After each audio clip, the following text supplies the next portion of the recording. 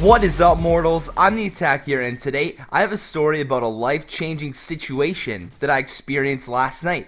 And for all you guys following me on Twitter and on Facebook, this is the point where I explain to you guys what hashtag #SharpieCock means. So last night, myself and David Brown and a few of our buddies were testing out the YouTube live stream options. We were just playing some Xbox Live, having some fun. My girlfriend had her sisters over, we had some dinner, and they were doing their nails, and all of a sudden, I hear this shrieking yell that literally, I swear, punctured my eardrum for like 10 to 12 seconds. It was her sister who had received a text from this gentleman. I'm going to call him a gentleman because the things that he did were very gentleman-like. And I was like, what's going on? What's going on? So she turns her phone to me, and all I see on the screen is this dude standing there with a picture of his dick. Now, first thing that pops through my head is, this is how society's going nowadays, you know? The younger crowd, they're sending all these naked pictures to each other. They want to explore each other's bodies. They want to see what's going on.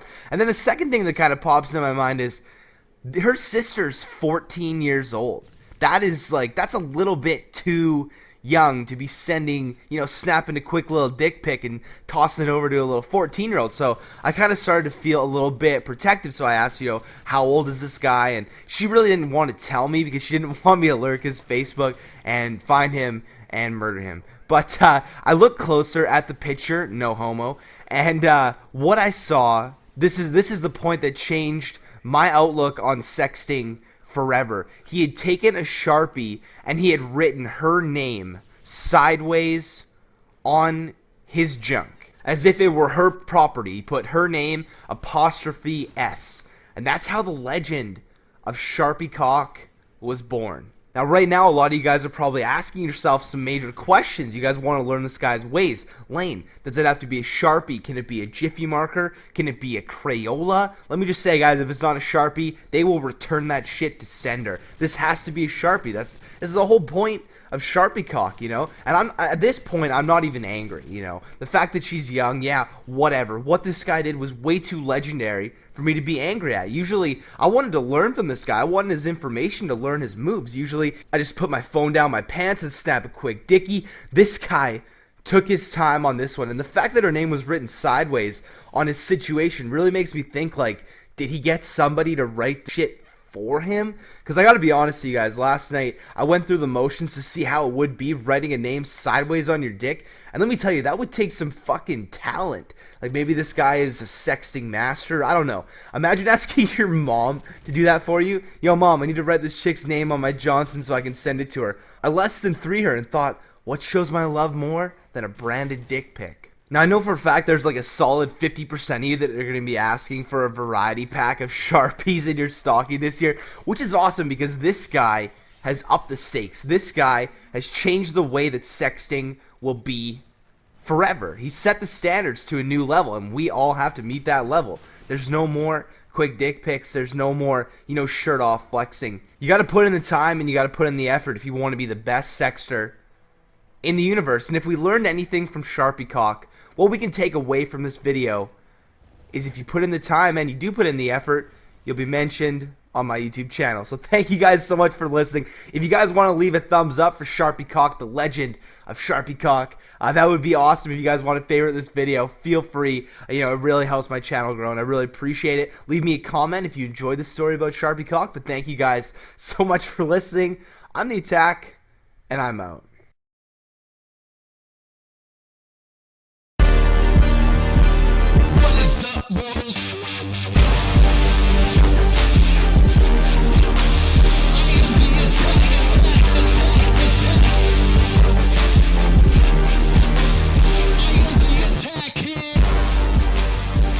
What is up, mortals? I'm the Attacker, and in today's video, I'm going to be talking about music, about my favorite music, what music kind of means to me. In a whole, and I'm so glad that a lot of you guys have actually requested that I discuss this, because I never really realized before it was in such high demand how big of a part of the music plays in my life, and it's extremely awesome. So as a lot of you guys know, I was in band for all of middle school and most of high school, and that was basically just to follow in the footsteps of my older brother, who is a musician. He's a very successful musician, and he's just amazing. And I just wanted to one day be as good as him. We've always shared that kind of creative part to entertain as well as the musician aspect of things. He's a very entertaining person. He's always the life of the party, and I feel that's a reason why myself and him really connect. We've always been good friends. He's actually a half brother of mine, but we've always, every time he comes up to visit, we've always, got along extremely well, spent a lot of time together. He was actually here just a little while ago. I went over to my parents' house and rocked a game of Scrabble pretty hard, kicked his ass pretty good. So that was basically where my music, became a part of my life. As a young child, I mean, he was always watching me, and I was listening to Nirvana and Megadeth and Metallica when I was 2 years old. I mean, I'm super glad that he started me out with some awesome music. Now, what I kind of wanted to talk about and what I kind of touched in my Q&A video is my favorite bands and what kind of stuff I do listen to. And I just kind of named it. I love Megadeth, I love Metallica, I love a lot of the older stuff. But you guys may not know this. I know a lot of you guys probably did watch that Q&A video. But I am very big into, post-hardcore and screamo, and I know a lot of people don't really understand that, but from your guys' response saying that you had the same taste in music as me, that's absolutely amazing. I'm going to kind of state it again right here, Asking Alexandria, Under Oath, The Used, Alexis on Fire, Skylit Drive, Seosin, Silverstein, all those kind of bands. I just, it gives me chills to listen to their music. And I'm one of those people, just because I am very musically inclined and did have a talent at music at one point. I'm not saying that I lost my talent, but, I definitely spent a lot more time working on it back then. I like to pick apart songs because I am a very musical person. And when I listen to music, I don't just hear the part that turns a lot of people off is the screaming.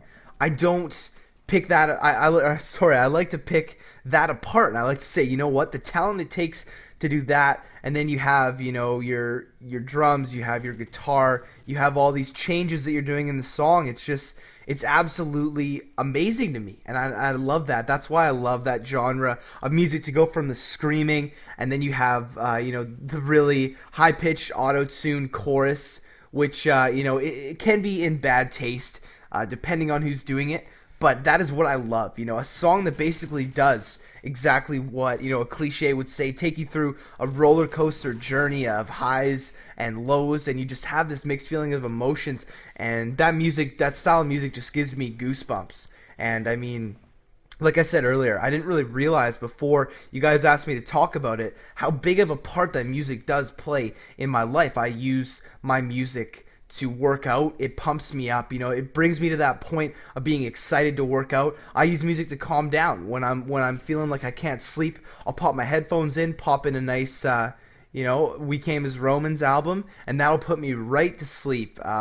As weird as that may sound, listening to screaming while you're sleeping, but it just helps me in so many aspects of my life. I don't know where I would be without music. I was always that guy walking around the halls with his iPod on because I wasn't, socially awkward and just not talking to anyone, but I was just so into my music that that was what I enjoyed doing, was listening to, a new album or a new song, and it's just the way the music is going nowadays, though, is kind of depressing me. There is always that underground stuff, the stuff that I listen to, the stuff you don't see on much music, but to listen to all these, songs that sound like cell phone ringtones back in 1994, it's just really depressing where music's come. And I miss, the artists writing their own song, having a band meeting, going around, throwing their creative juices around. Now it's just like some semi-mediocre hot chick who they get some loner nerd to frickin' write her lyrics for her, and they pop auto-tune on it. It's the #1 hit on much music, so that's something that's kind of depressing. But music it makes me feel alive, and I honestly don't know where I'd be without music. So what I'm gonna do, guys, I want to thank you guys for letting me kind of realize how much music means to me, how big of a part of my life it is. What I'm going to get you guys to do is, in the comment section below, what is your favorite artist or band or group? of all time. I'm really curious to see, if we share the same interests or if we're completely opposite. So make sure to leave your favorite band in the comment section below. I'll leave this video a little thumbs up if you liked it. But anyways, thank you guys so much for listening. I'm the Attack, and I'm out.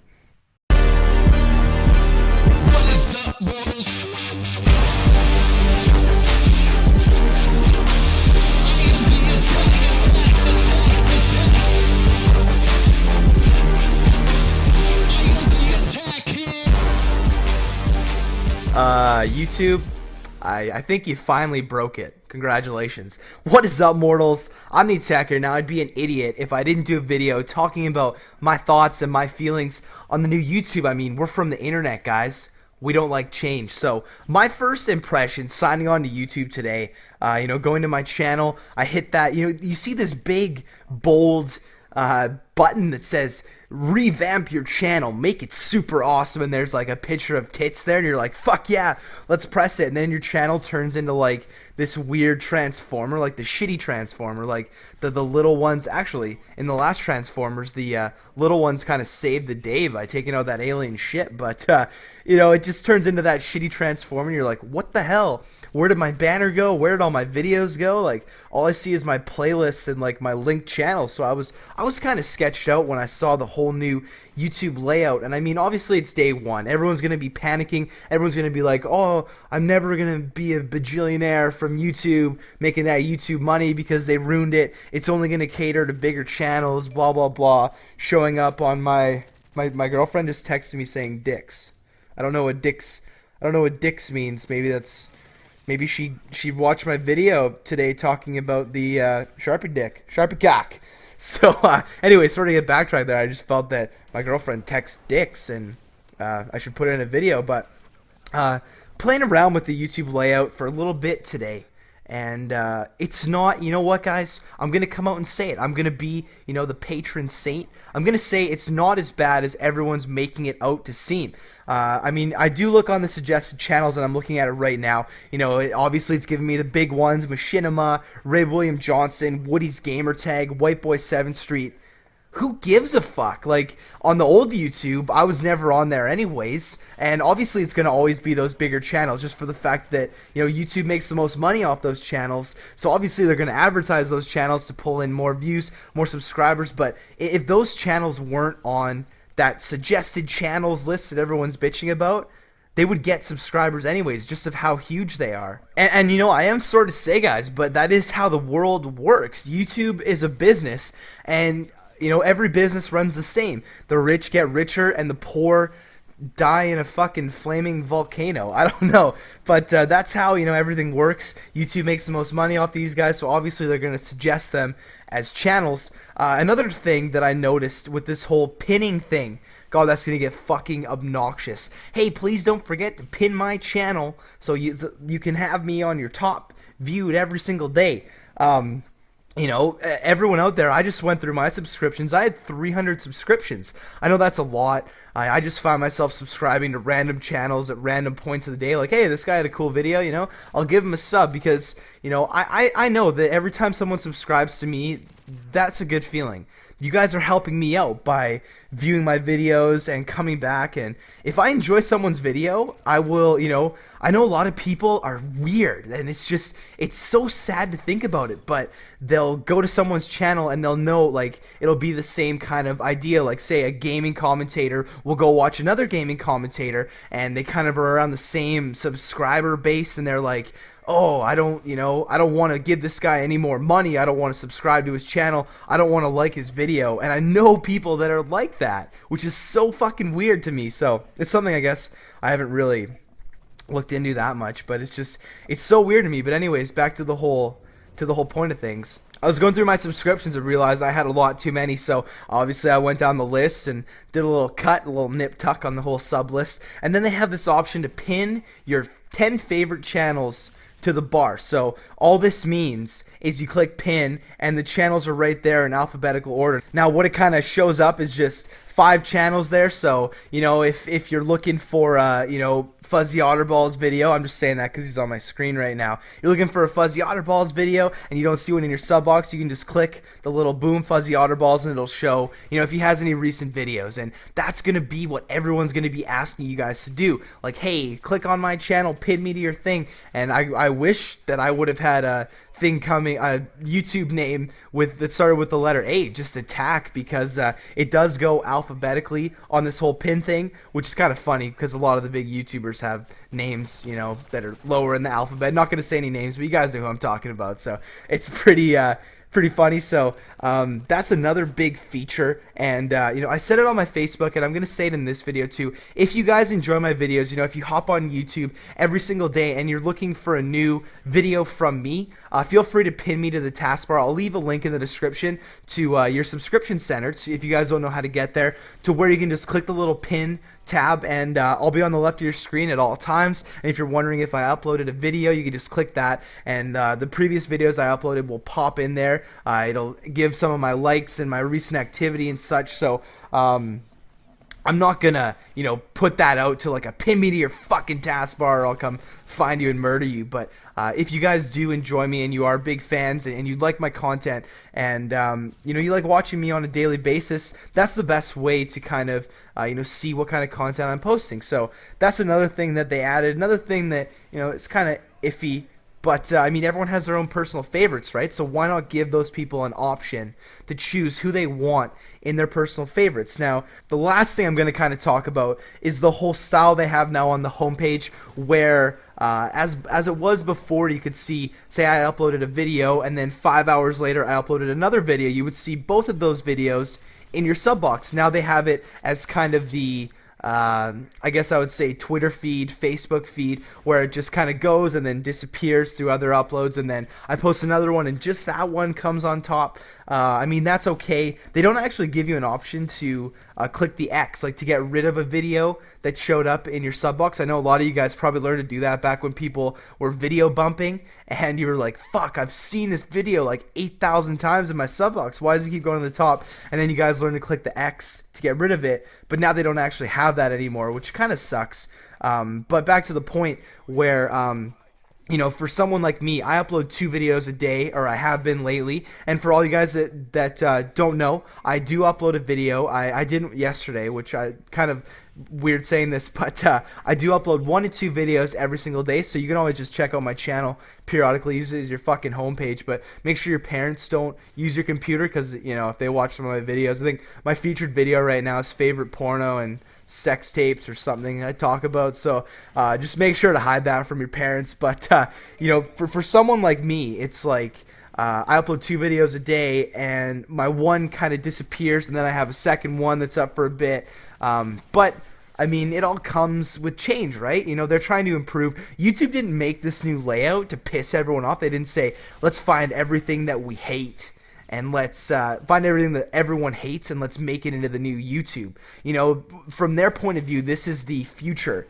of things, and eventually, like we have with previous YouTubes, we've adapted and we've learned how to use them to the best of our abilities. So if I look on Twitter and I see another person bitching about fucking the new YouTube layout, I'm gonna go to their house. I'm gonna like image map, find where they live, and I'm gonna murder them, because it's starting to get fucking obnoxious. But I thought I'd give you guys my impressions on it, because you know, a lot of you guys commented on my videos today being like, this is different, we don't like change and stuff, but you know, you'll get used to it. And I hope that I don't have to change my channel, because I love the banner part of my channel. That's, you know, the main personalization, the customization that you get with being a partner, is having that big awesome banner, and that's the part that I love. So thanks for listening. This is just my thoughts on the new YouTube, how everything's gonna go, and make sure to leave a rating on this video, leave me a like if you enjoyed it. Let me know in the comment section below how you're feeling about the whole new YouTube, because everyone's entitled to their own opinion. Thank you guys again so much for listening.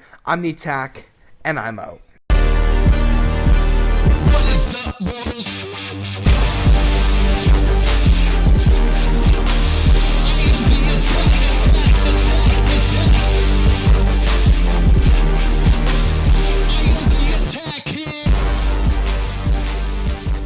Before this video starts, I just want to say that every video from now on that I put out will be dedicated to the legend of Sharpie Cock. What is up, mortals? I'm the Attacker, and if you didn't get that reference, I'll link the Sharpie Cock video in at the end of this video. And I really want to thank you for the amazing response that you guys gave me on that video. It was a pretty epic topic, I gotta say myself. I was extremely excited to talk about it the night that it did happen, and your guys' responses on Twitter, you guys made me laugh. Like, I've literally been rockling all day. Oh yeah, I just forgot to tell you guys that I've changed the term raffle to rockle, because rolling on carpet laughing sounds a lot better than rolling on floor laughing. I mean, the floor could be unsanitary, it could be cement, which is completely not comfortable for you. So if you're rockling, you're rolling on carpet laughing, you know, you vacuumed it a day ago, it's pretty sanitary, it's pretty comfortable, it cushions your body nicely. So the term now is rockle, guys. Learn it. But anyways, I went to my Facebook and I said, you know, Facebook,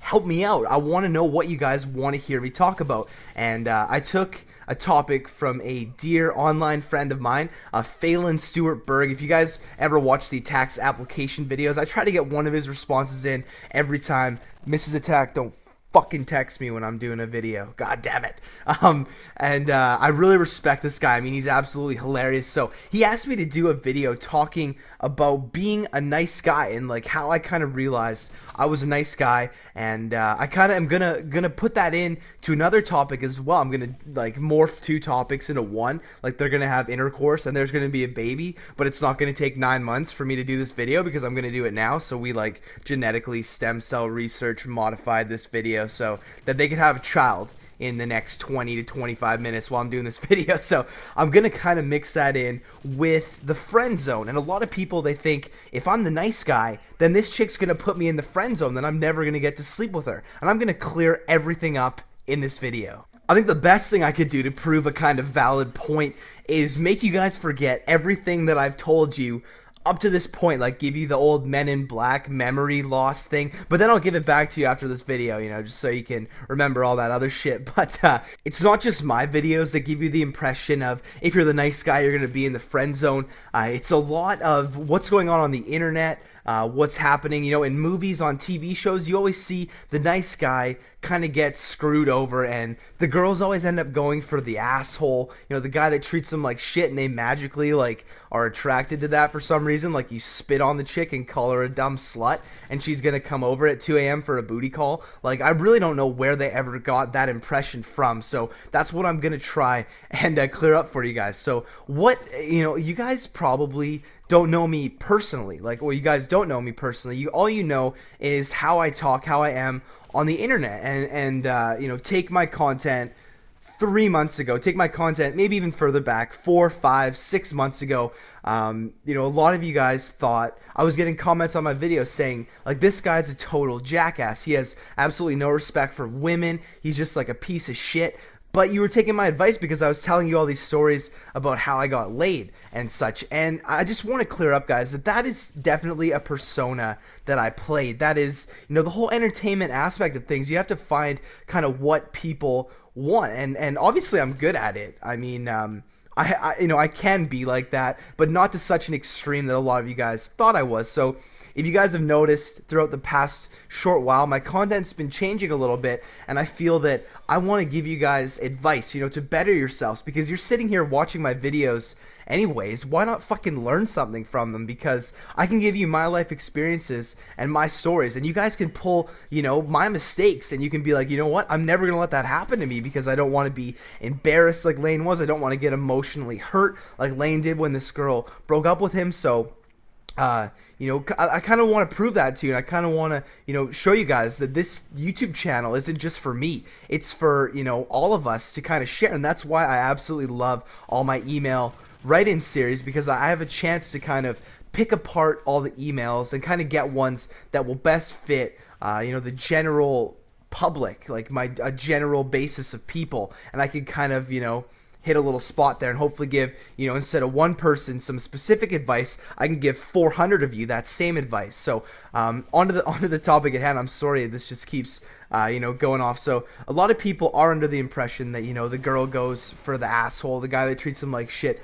That is not true, guys. And one thing that you really don't need to worry about is being a nice guy and you get in the friend zone. That's just a complete myth. I don't know where anyone said that, but a lot of you guys wanted me to help you out with that topic. So what I'm going to say right now, and what I think will best answer everyone's concerns about this whole friend zone deal, is yes, in fact, you do want to be the nice guy. You just want to be careful at what type of nice you are being, and I'm going to try and explain that as best I can. Girls love a guy who treats them like they're a princess. That's the type of shit that sticks in women's minds, you know? You bring them roses, you take them on a date, you pick them up, you buy them a nice gift. That's the kind of stuff that leaves an impression on the girl. If you're just a complete dick and you drive around in your fucking motorcycle and you pick her up for a booty call late at night, she's not going to remember that. She's going to remember, you know, the time that you wrote her a poem. But the thing is, you got to be careful at what kind of nice you're being, because what girls do is they will take advantage of the nice guy and they will just, you know, walk all over you. You know, I'm not saying you in general, but, you know, some guys do get taken advantage of by the girls just by the way that they went about it wrong. They have feelings for the girl. You know, you want to be a nice guy. You want to show her that you will have, you know, a good relationship with her, but she's not interested. So what you have to do is straight up, you know, out of the gates, like maybe 2 months into hanging out with her, you have to let her know that you do have physical and, you know, emotional feelings for her, to be more than just friends. And I mean, sometimes it doesn't work out, you know, sometimes she doesn't have the same feelings, but you know, that doesn't mean you guys still can't be friends. That just means you have a girl now that can help you get other girls, you know.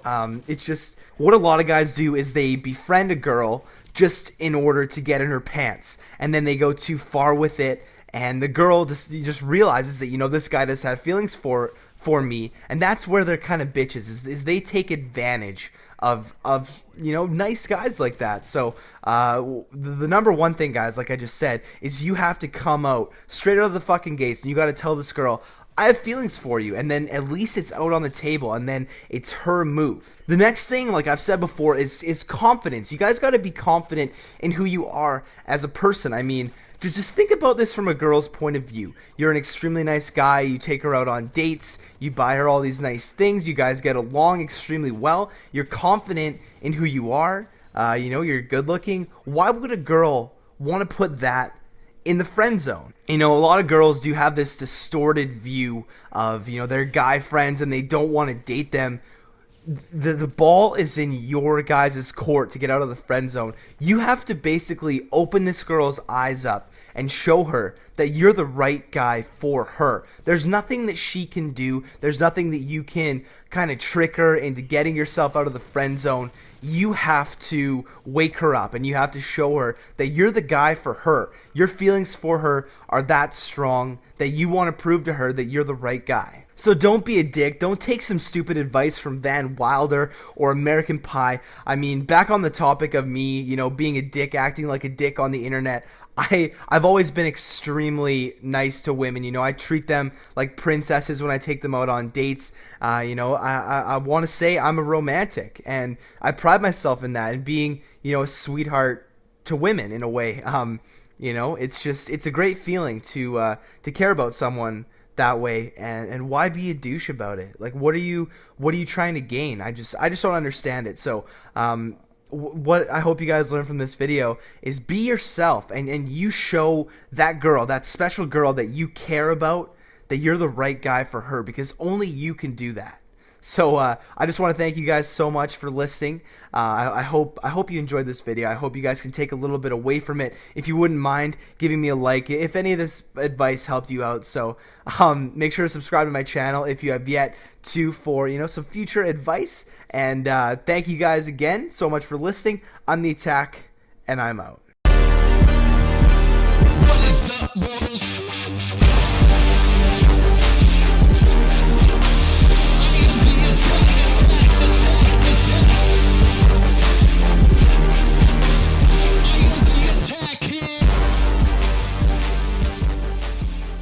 What is up, mortals? I'm the Attack here. Welcome to episode 3 of If I Was. Now, I know that if I were is the correct grammarization to use, but we done not that smart up here in Canada, and changing the series name 3 videos in would totally ruin the fucking integrity of it. So to all you rocket scientists out there, this is shit that you'll just have to deal with. In today's videos, you guys can see up on the screen, we have some solid bros who suggested the next topic.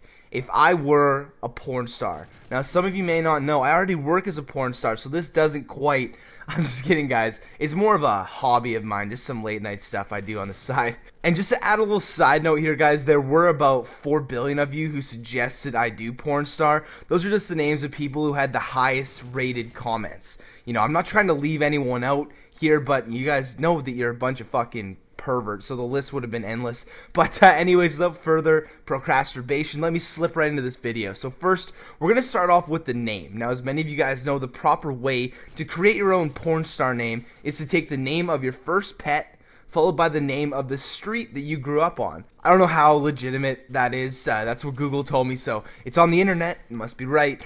So going straight from that, my porn star name would be Baby Oak. Pretty fucking legit, I know. But I'm a badass, as most of you guys know. I don't play by the fucking rules. So I came up with my own super awesome name for the porn biz. Chaz Astro. I got a lot of time on my hands. So what Chaz Astro means, you see the word Chaz derives from the Greek word chaz, meaning he who will fuck anything that walks. It's totally legitimate, I promise, guys. I Urban Dictionary'd it. And Astro is just, it sounds cool. It just adds that vibe to the whole name. So now that I have the name, and I'm pretty sure that's like the only qualification or prerequisite it takes to really be a porn star. I mean, you know, having sex on camera at any time really classifies you as a porn star if you're making money for it. But I want to be the best. I'm talking Peter North status. I think it'd be kind of cool to take you guys through like a little hypothetical journey on how I believe I would become the world's best porn star ever. To start off, I would have to network, you know, get my name out there onto the scene. Probably start off small with some ads in the Craigslist personal section, looking for females ages 18 to 24 to be in a short film. Short being the key word here, because you guys remember the story about my first time having sex. I'm not exactly the marathon man, if you know what I'm saying. I'm more of a burglar in the sack. I like to get in, get out, and leave some semen so the idiots on CSI Miami can stay on the air for another season. Now that's one thing that I never got, is why on that show, no matter what kind of crime it was, there's always the bad guy's jizz left at the scene. Looks like he broke in the window, stole a diamond ring. Oh wait, we're good. He jerked off on that lamp over there. Alright, cool. Let's match it in our bad guy's semen database. Oh, there he is. Chaz Astro. Okay, let's book this fucker. Case closed. But anyways, let me hop back on topic. With any new venture, you gotta start off small. So getting these little casting calls for females, getting them naked, recording it, that's the start. And most likely I'd have to fuck a few uglies, maybe some larger girls who shop at Pennington's Plus Superstore. As I said before, my videos would be pretty short, so instead of sending in each video, I would do up sort of a montage of my best moments so the networks can really see what I'm capable of. Maybe add some Twixter to the money shot. You guys catch the vibe I'm kind of going for here. Send that shit straight into browsers so my porn channel can get a partnership so I can make some of that spank wire money. And for those of you wondering about performance enhancers, I don't need them. No pumps or pills here. I'm pretty sure they don't have any random drug testing in the porn industry, but you gotta be safe just in case. And while we're on the topic of being safe, as for condoms, they're against my religion. So with all that said, maybe one day your parents will decide to go out on a date, you'll grab the old bottle of Nivea hand lotion, open up the interwebs, and see a good old Chaz Astro video right in your spank wire sub box. And if you guys do, please make sure to like, favorite, and pin me to your homepage, because it really would hypothetically help me out. But anyways, I really hope you guys enjoyed this video. If you wouldn't mind taking a second to give Chaz Astro a thumbs up, and if you want to be featured at the beginning of my next video, leave me a comment on what you want me to be. And please don't say if I was gay. I'm really honestly trying to hold off on that one for a while. And if you really do enjoy my content and never want to miss a video, you can pin me to your subscription by using the link in the description. As well, go check out my Twitter and my Facebook page for more, you know, super bro-tastic, hold my dick awesomeness. Anyways, thank you guys so much for listening. I'm Chaz Astro, and I'm out. What is up, mortals?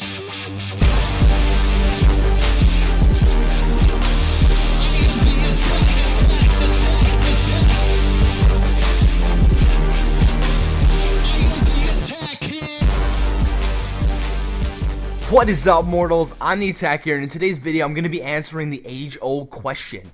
Would you rather fuck a virgin or fuck a dirty, really dirty, like extremely dirty? Like, I'm pretty sure you guys really don't know how dirty I'm talking about.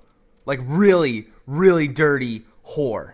That question is right up there with jam or jelly, pancakes or waffles, and penis or vagina for some of you guys out there. Not me. That last penis or vagina one definitely wasn't for me. Had nothing to do with me. And as we all know, it is a tough decision, but hopefully after weighing some options, we can kind of figure out who the correct girl is. I'm pretty sure there's, it's different for everyone, but there has to be a winner at the end of this episode, or the whole thing would just not make sense. So anyways, without further ado, guys, I want to welcome you to First Ever Versus episode. Brought to you by Trojan Condoms. Feel that pleasure. Trojan is not responsible for any bitches you may have gotten pregnant while using their product. Alright, I just want to give a quick thank you to Trojan Condoms for sponsoring this episode. But remember, guys, that practicing abstinence is the only way to assure you don't get a girl pregnant. As well as the pillow technique. The pillow technique is a great technique, so either of those two would work about the same. So I figured let's start this video off talking about the virgin side of things. We're going to take this series virginity, talking about taking a girl's virginity. It's like virginityception. This video is already so many layers deep, I really don't know if we can get out. So anyways, the burning question the young gentleman will always contemplate, whether or not they want to sleep with a sweet, young, innocent angel, or just fuck some whore that's been with more dudes than their mom at a 1982 Van Halen concert. And I mean, either one of those is fine. It's okay, Timmy, if you want to fuck a slutty chick in the bathroom stall at a club. It's okay. Because that's most likely how you were conceived in the first place. So virgins, first off, we're going to look at the fucking straight up obvious facts. She's a virgin. She's never slept with anyone before. There's no risk of contracting the herpetogonosyphilitis from this chick. She's going to be extremely clean. Clean is always good when it comes to sexual intercourse. I always like a chick who likes to practice good hygiene. It's just a solid plus for me. But with that, you got to think about the opposite side of things. Yeah.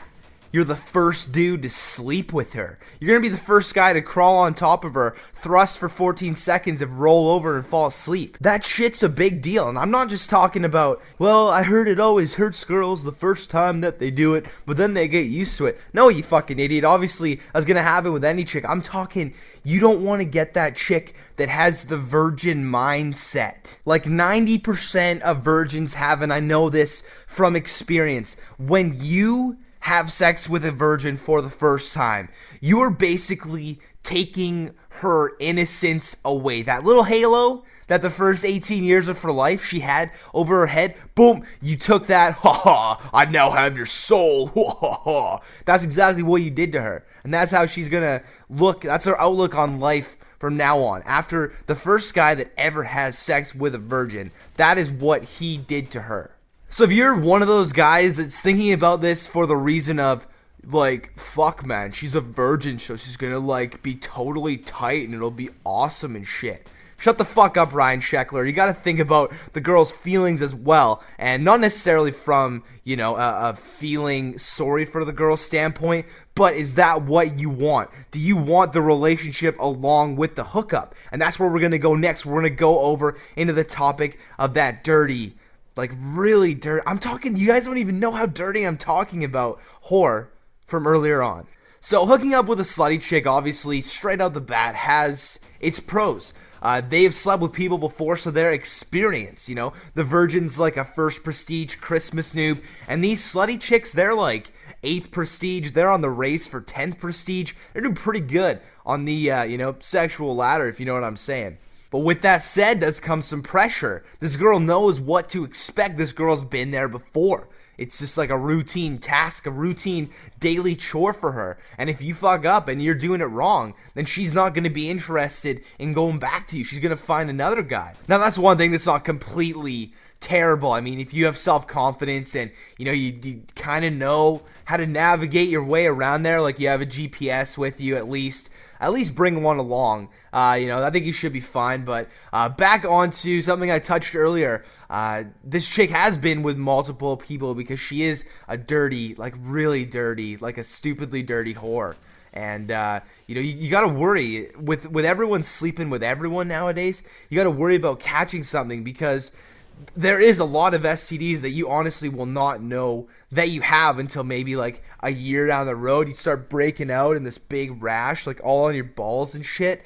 And at least one thing you really got to do if you're gonna take the risk sleeping with a whorish type girl, maybe try and wrap it with some Trojan condoms, like stated previously in the video. And if you're really an idiot and don't, wrap your junk, make sure to go get a fucking STD check from the doctor. You got to get the old Q-tip up the tip of the peener. So make sure to be safe. Safe sex, guys. Safe sex. The last thing I'm kind of going to touch on the horse side of things is a lot of times when a girl is like that or portrays herself like that, she has some sort of issues mentally where she doesn't find herself stable enough to be in a relationship. So if you're one of those guys that's looking for a relationship, that's what you want. You don't want just a random hookup. And I know a lot of you guys say that, like, oh, fuck, dude, I just want to nail this fucking chick, slap on a Connie, fucking take her to Pound Town and go home, play Xbox with the bros. But once you start, hooking up with a girl on a consistent basis, you will get feelings for her. I promise that there will be some sort of feelings. Either you have them or she has them. So there will be feelings. So the ruling I'm going to give for this episode is if you're looking for a relationship, you're looking for a girl to share your soul with, to get in depth with, definitely a virgin is your choice.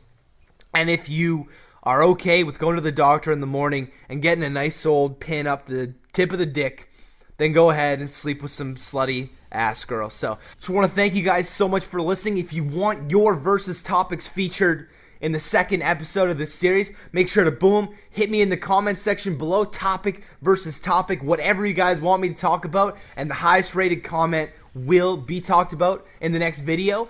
Make sure to give this video a thumbs up if you enjoyed it, and I want to thank you guys so much for listening. I'm the Attack, and I fucked your mother. What is up, bros?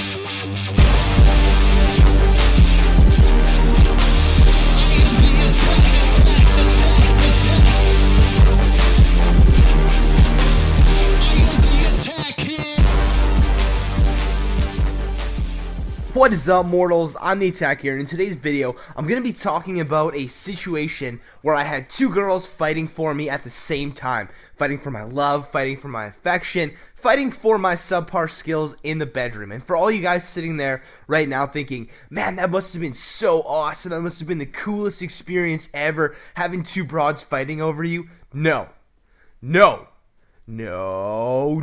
Stop. Shut your whorish mouth. This was the worst experience that I have ever been through, and I would not wish it upon my worst enemy. So as some of you guys may know that have been to college, it is full of temptation. There's temptation waiting around every corner. There's some drunk chick that is sitting in the corner waiting for any guy to walk by. And seriously, that's how college works. And for those of you going to college next year, look forward to that aspect of it, but make sure that you don't get yourself in too much trouble like I did. So shortly after arriving at college, I started dating this girl, which in retrospect wasn't the brightest idea on my part because I'd just gotten to school and basically I had, locked myself into a long-term lease that I wasn't interested in keeping. I did still have some fun on the side, but that's where some of these big problems arose. Now, some of you guys may have seen some of my previous college videos where I talked about my neighbor. The neighbor that almost ruined everything. The creepy neighbor that, was always in my room and always phoning me and stuff like that. So, basically this chick who lived right next door to me, literally my room was like a tap on the wall away from her room. So it was extremely convenient. It was awesome, I just want a little tap on the door and it's a booty call right over to my place. So, but that is where all these problems started to arise. So after hooking up with my neighbor, she had started to develop feelings for me. And that was kind of an issue because I had a girlfriend. I can't really have two girlfriends. It's just, society doesn't work that way, anymore, unfortunately. So I was like, you know what? I don't think we should do this anymore because I do have a girlfriend. And then she tried to play the whole, well, you'll feel guilty for all of eternity if you don't tell your girlfriend you cheated, blah, blah, blah. And for some weird, I don't know how it happened, all the stars aligned. I managed to get out of this situation. My girlfriend never found out. So even though I stopped hooking up with my neighbor, I would still go to the gym with her and hang out with her. And then one day I was walking home back to my dorm with this girl, and my girlfriend sees me walking with her. And I was like, whatever, we were just walking to the gym. She phones me up later that night and she says, what the fuck were you doing walking with that girl? And I was like, oh, we're just buddies. She's my neighbor. We go to the gym. She's like, I hate that girl. We went to rival high schools together in our hometown, and they had like this eternal hatred for each other. And I was like, wow, great. Then my neighbor finds out who I'm dating, and this is where the fun happens. So both of these girls have an eternal hatred for each other, yet they both slept with me. I'm like the middle man. What a fucking coincidence. Great job, Laine. Let's hook up with the only person that your girlfriend has an eternal death wish with. That'll really get you somewhere.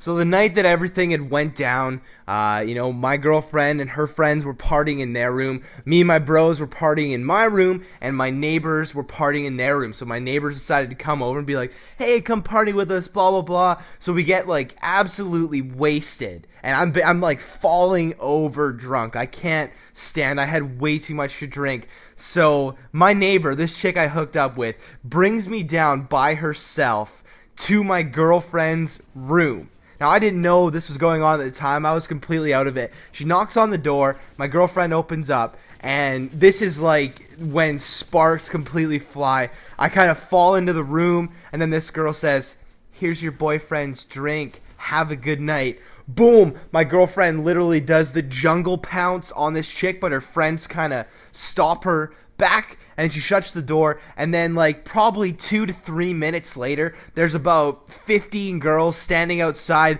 knocking on the door, wanting to fight my girlfriend, wanting to fight her friends. You fucking whore, you fucking slut, blah blah blah. And I'm sitting there, I'm like, oh my god, like my alter ego, like she's gonna tell that I cheated. And the thing is, my girlfriend was like, you have to go defend me, you have to go tell these girls to go. But if I take my girlfriend's side, then this girl's gonna say that we hooked up. If I take this girl's side, my girlfriend's gonna hate me forever. So I left.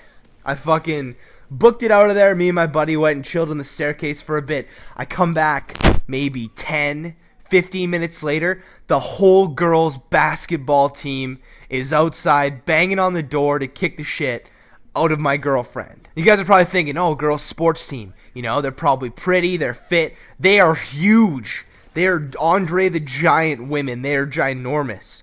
And obviously the two super butch ones are banging on the door. Get out here, you fucking slut. Get out here, you whore. We're gonna kick the shit out of you. Now to go back to a statement that I made earlier in the video. Do you guys think that at this point it would still be awesome that two girls are fighting over you? No. I don't think so. So we come back and the girls are still outside. We're standing at the end of the hallway and my girlfriend and her friends decide to finally come out of the room. There's like some elbows thrown, some sort of weird Tourette's-like movements going on. The girls are just smashing at each other and my buddy's like, yes, yes, yes. And I'm just like, oh my god, I think I'm going to throw up.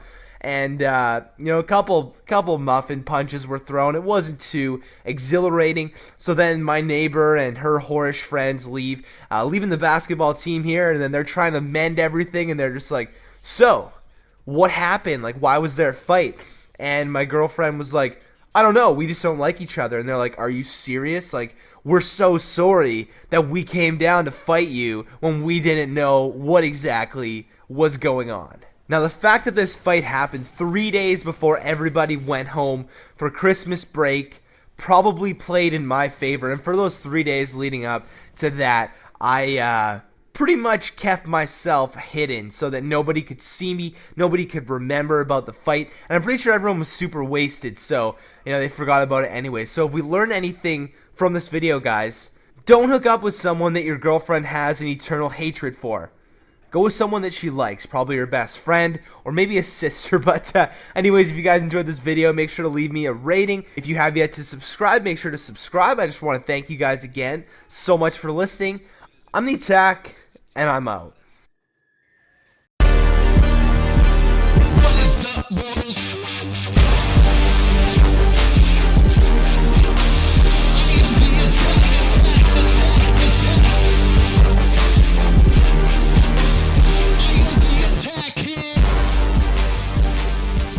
Hey, What is up, mortals? I'm the Attack here, and today I took a road trip down to Victoria with my girlfriend and her sister so I could renew my passport so that we can all go to Las Vegas at the beginning of January. And as we were driving down there, they struck up a conversation about penis sizes and how their past and previous boyfriends had compared. And I was just wondering in the back of my mind, if I wasn't in the vehicle at that moment, how I would compare, what they would say about me.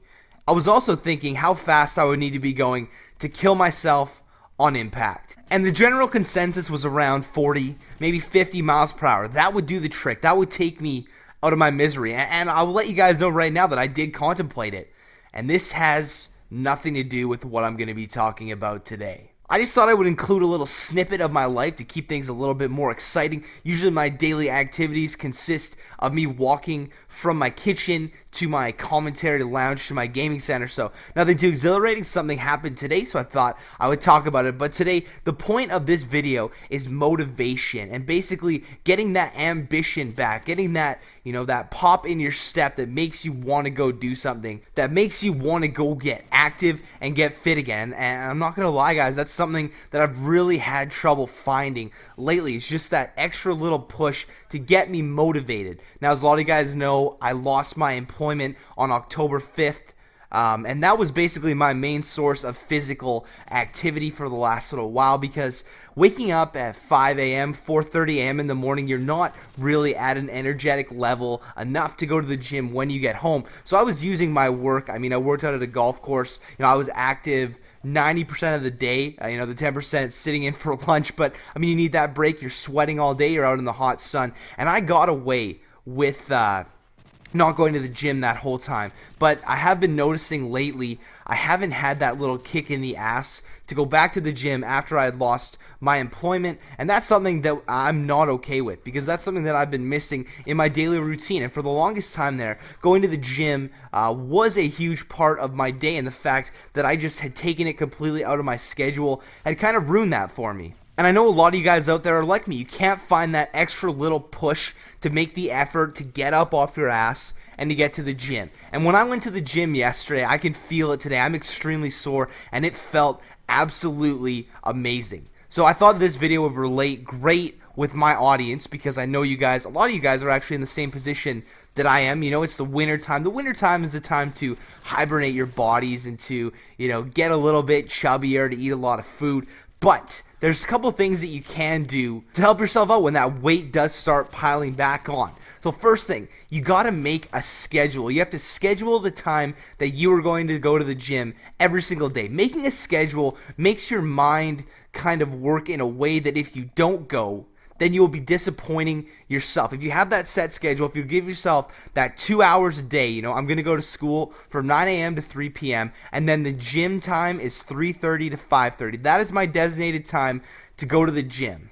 Now, I know a lot of you guys out there like myself will be sitting there saying, you know what, today I'm going to go to the gym at 4, and then 4 o'clock rolls around, you say I'm going to go at 5 o'clock rolls around, then it's 6 o'clock, and then it just keeps getting later and later till the gym's closed, and you ultimately cannot go. So making that schedule the day before, making that schedule a week in advance will really give you the extra push needed to kind of hit those goals. And the next thing I'm going to talk about is goals. Along with making the schedule does come your set goals and come your realistic goals. Because obviously if you've been taking a little break like I have, and I'm just speaking in a sense of my personal thoughts and opinions on my situation right now, but hopefully this is relating to some of you guys. If you have taken a little break or you have never gone before, you got to take into account that it will be difficult to get started back up. You will be sore those first couple weeks. You won't be used to the feeling of having those muscle pains and not being able to lift the weight that you previously did, but that's okay. You have to set those realistic goals, and hopefully after a little time back in the gym, back in the weights, you'll start seeing those results again, you'll start seeing those gains, and then your goals will just keep increasing and your gym experience will become a lot better. Now, the main reason I did this video is because back in May of this year, I tried doing a Gamers Getting Fit video. A type of series where myself and my subscribers, we kind of get back into the gym, we get back into shape, we get fit together. because if you have that extra support, it'll be a lot easier. And what I'm kind of asking from you guys right now, and I know what the answer is going to be, but I just want to make sure, just in case I'm wrong, is if that's something that you guys would be interested in doing. Now, back when I get comfortable back in the weight rooms, if you guys would want maybe some workout tips, some helpful advice, and maybe come along with a little journey, me getting fit and you guys maybe sending in some videos, sending in some video responses, and then I'll feature some of your guys' amazing, weight loss stories or getting fit stories. I think that would be another great way for all of us to kind of interact as a whole here. So just let me know in the comment section below if that's something that you guys would enjoy, and if there is a large enough response, I will definitely set something up for that in the super near future, because with Christmas coming and New Year's resolutions, I know that that's a big step for a lot of people to take. Hope you guys enjoyed this video. Thank you guys so much for listening. I'm the Attack, and I'm out. What is up, mortals?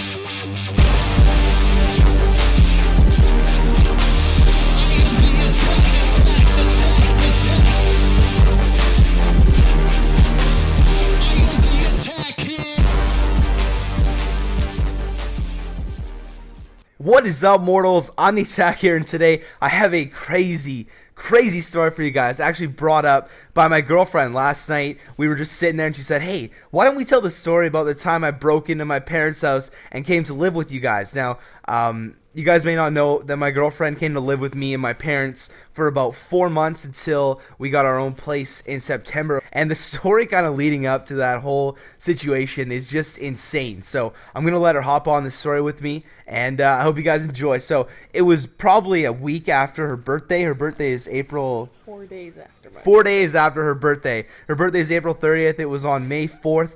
And some shit kind of started happening. So I'm going to give her the mic here and kind of let her run with it.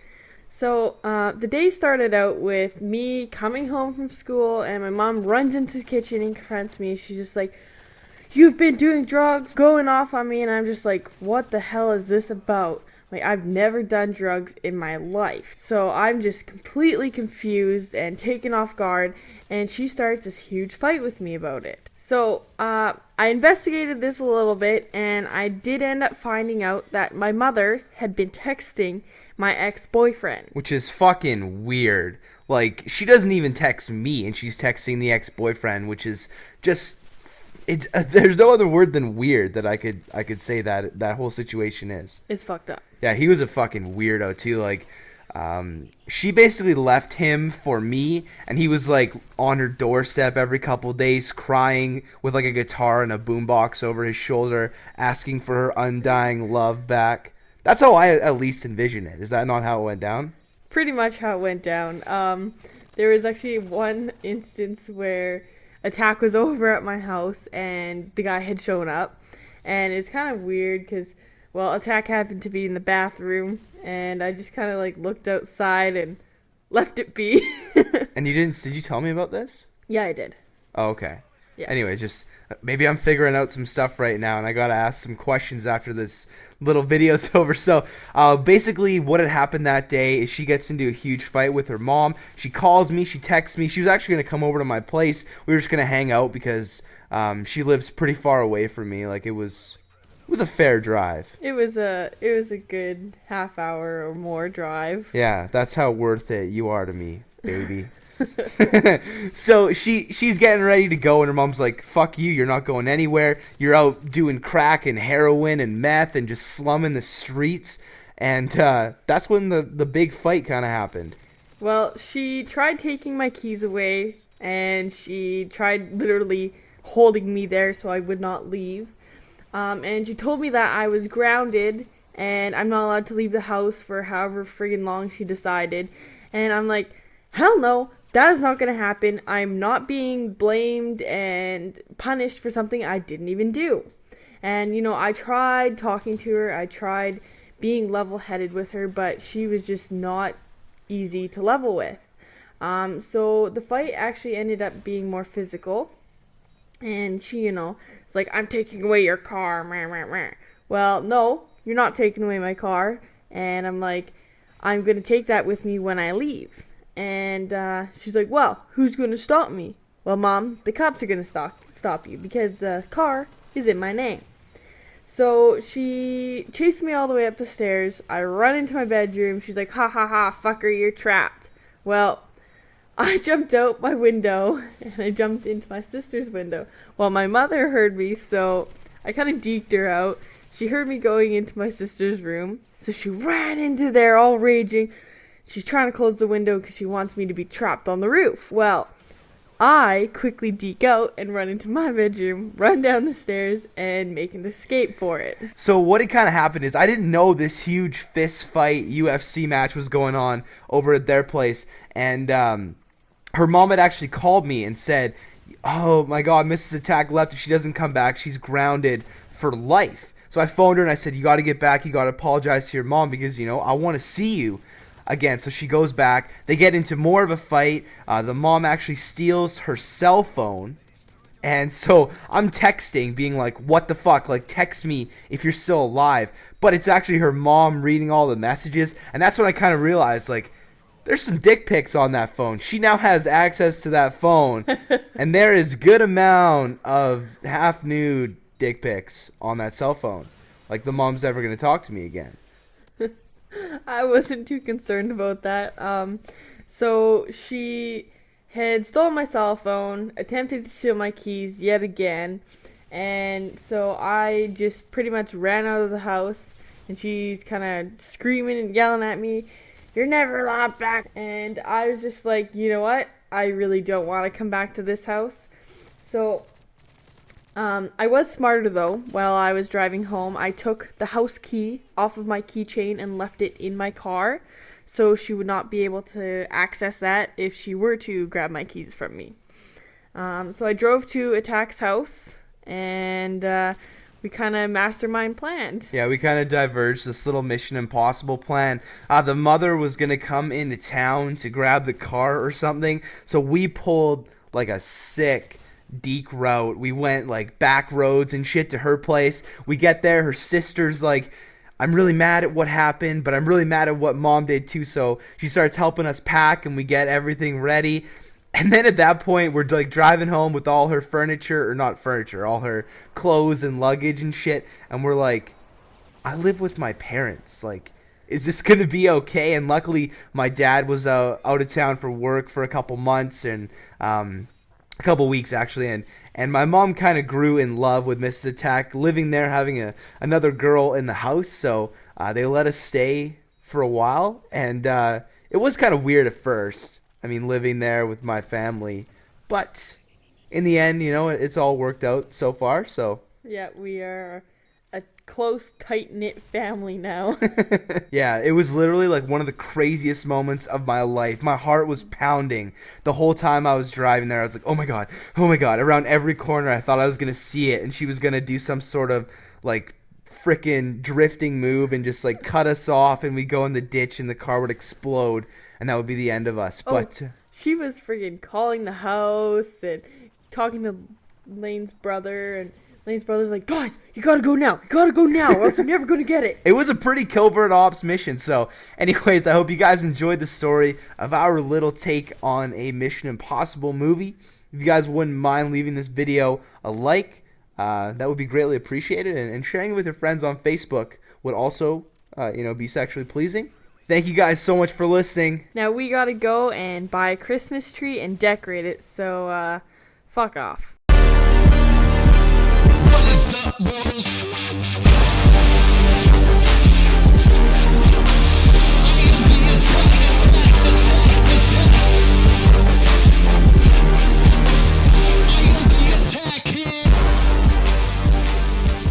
What is up, mortals? I'm the Attack here, and you guys are fucking awesome.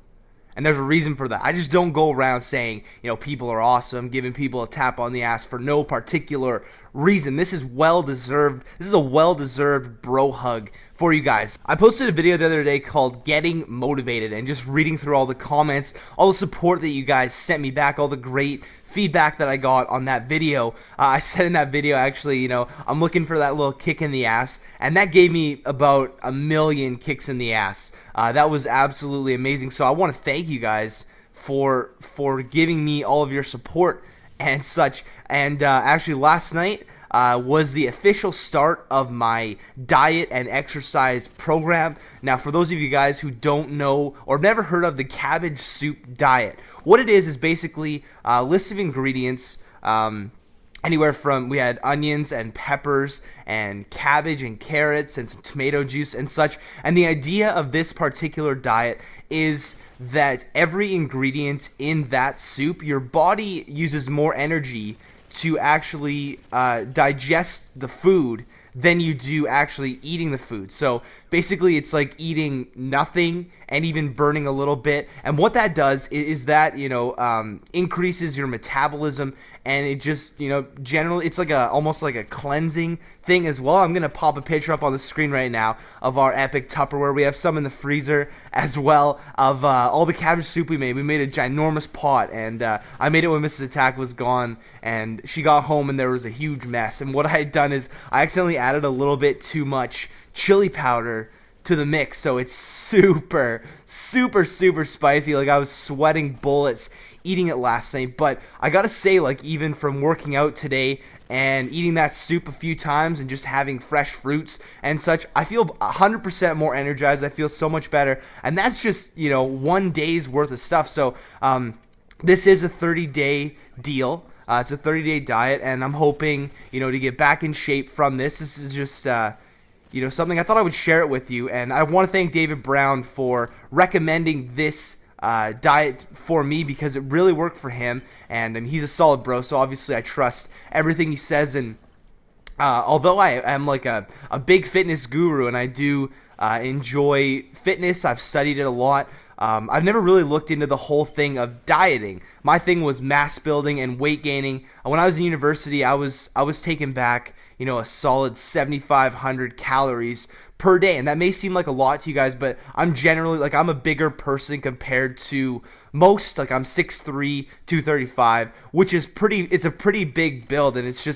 I'm not like carrying my stomach walking around. It's just the way I was built. And to give you guys an example, when I was 185, I looked like a fucking alien. Like, I was scrawny. My wrists were the size of your pinky finger. So just to give you guys a little idea. And it was kind of cool me learning about this new dieting thing, because like I said, I was mass build, a fucking roid monkey, just like a gym rat and such. And this is going to be a whole new experience for me, so I'm kind of hoping that it goes over well. I just want to kind of broadcast this to you guys because I know a lot of you guys were very interested in getting fit as well. So here is your option. If you guys want to document your weight loss or your road to getting fit, please leave it as a video response. Create a video of it. Maybe document it throughout this week, and then next week we can kind of start this whole thing. Leave it as a video response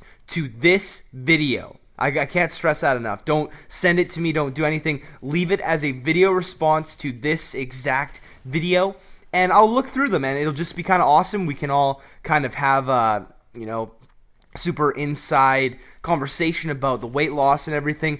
And I'm going to be pulling a subscriber or a viewer every single week that I feel is putting in the time and putting in the effort and showing that they want to do this and they want to get healthy. And I'll be, showcasing them on my channel, and we can maybe have an awesome talk about it. So I think it'll be really cool to get this whole thing started, get it up and running. And next week I will bring you guys a week 1 update of how this diet's going, and I'll get some photos, maybe some video in there of the weight loss and how it's going as well. And I've said how it's going like 47 times, but that's okay, because that's how it's fucking going. So I just want to thank you guys so much for listening, and hopefully this weight loss thing will be awesome for all of us. We can all get super fit and build an army of awesome buff dudes. So I want to thank you guys again so much for listening. I'm the Attack, and I'm out.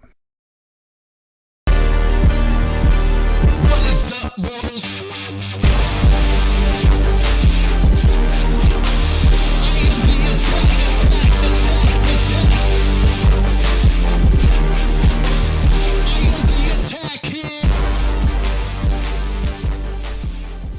What is up, mortals? I'm the Attack here, and the other night I was hit with some pretty devastating news. I still really haven't been able to wrap my head around it fully.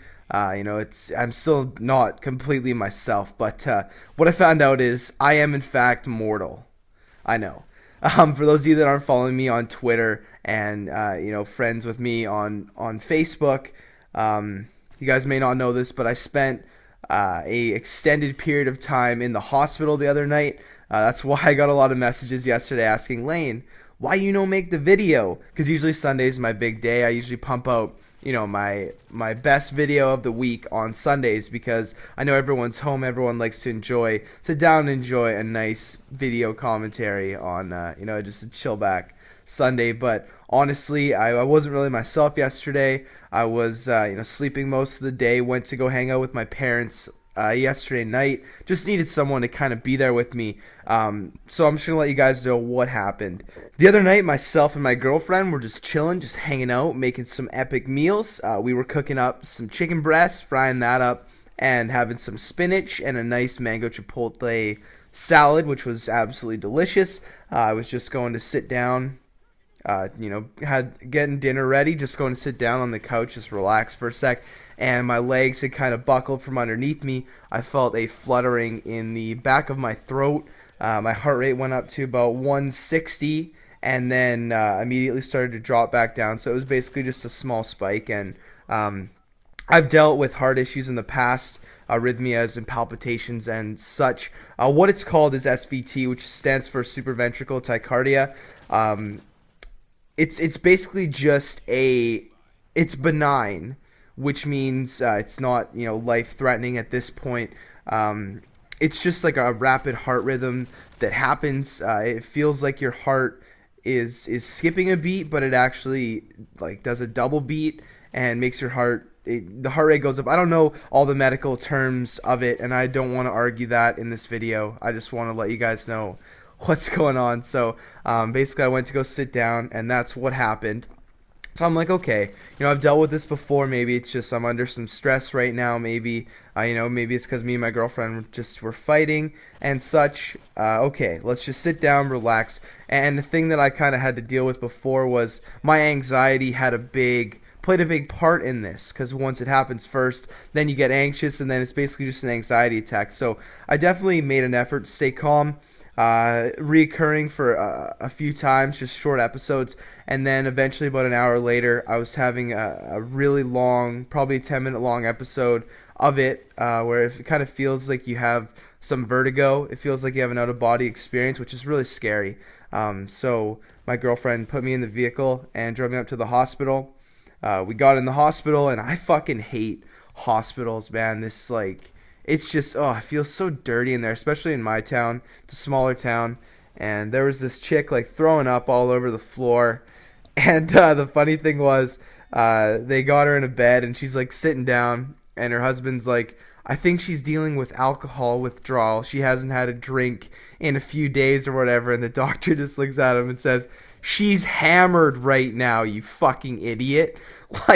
Are you serious? And the chick, anyways, I'm getting completely off topic. So, obviously, chest pains and such, tightness in the chest, and dealing with the symptoms I had, that's a first order for emergency room patients. So they get me set up, get my blood pressure checked. My blood pressure's healthy, just normally, completely healthy.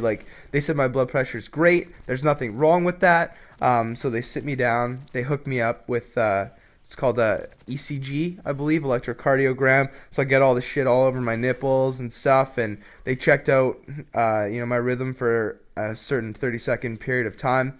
And that basically just shows if there's any electrical damage done to your heart, if your heart is inflamed, because that's some issues that we had before. After I finished using steroids, they had some concerns that I may get an enlarged heart from that, which is basically what concerned me here too as well. But they said that everything's fine. That's not what it is.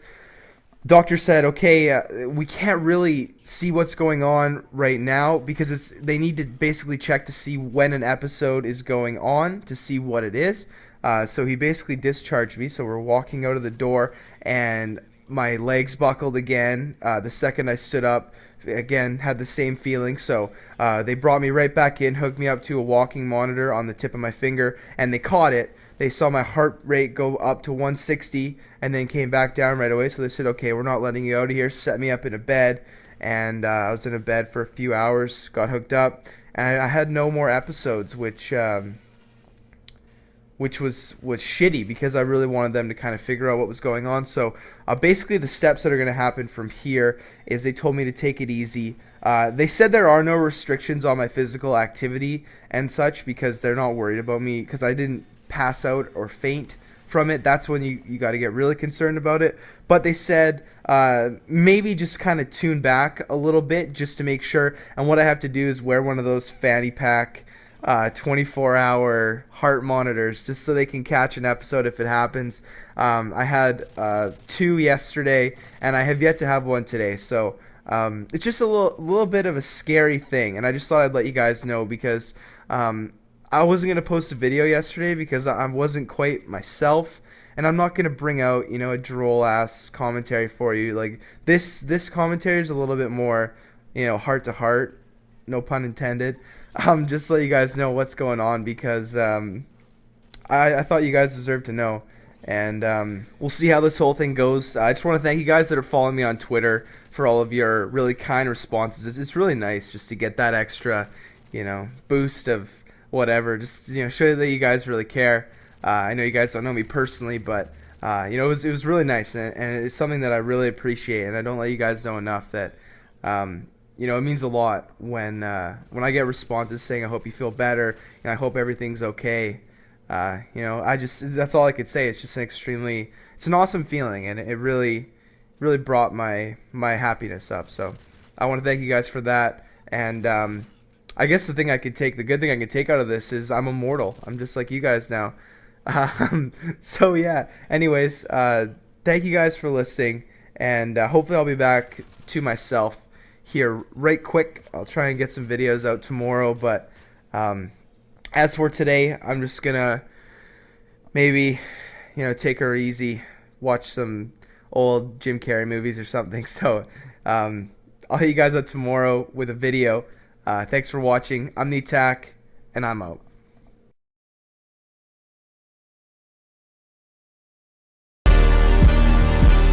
What is up, bros?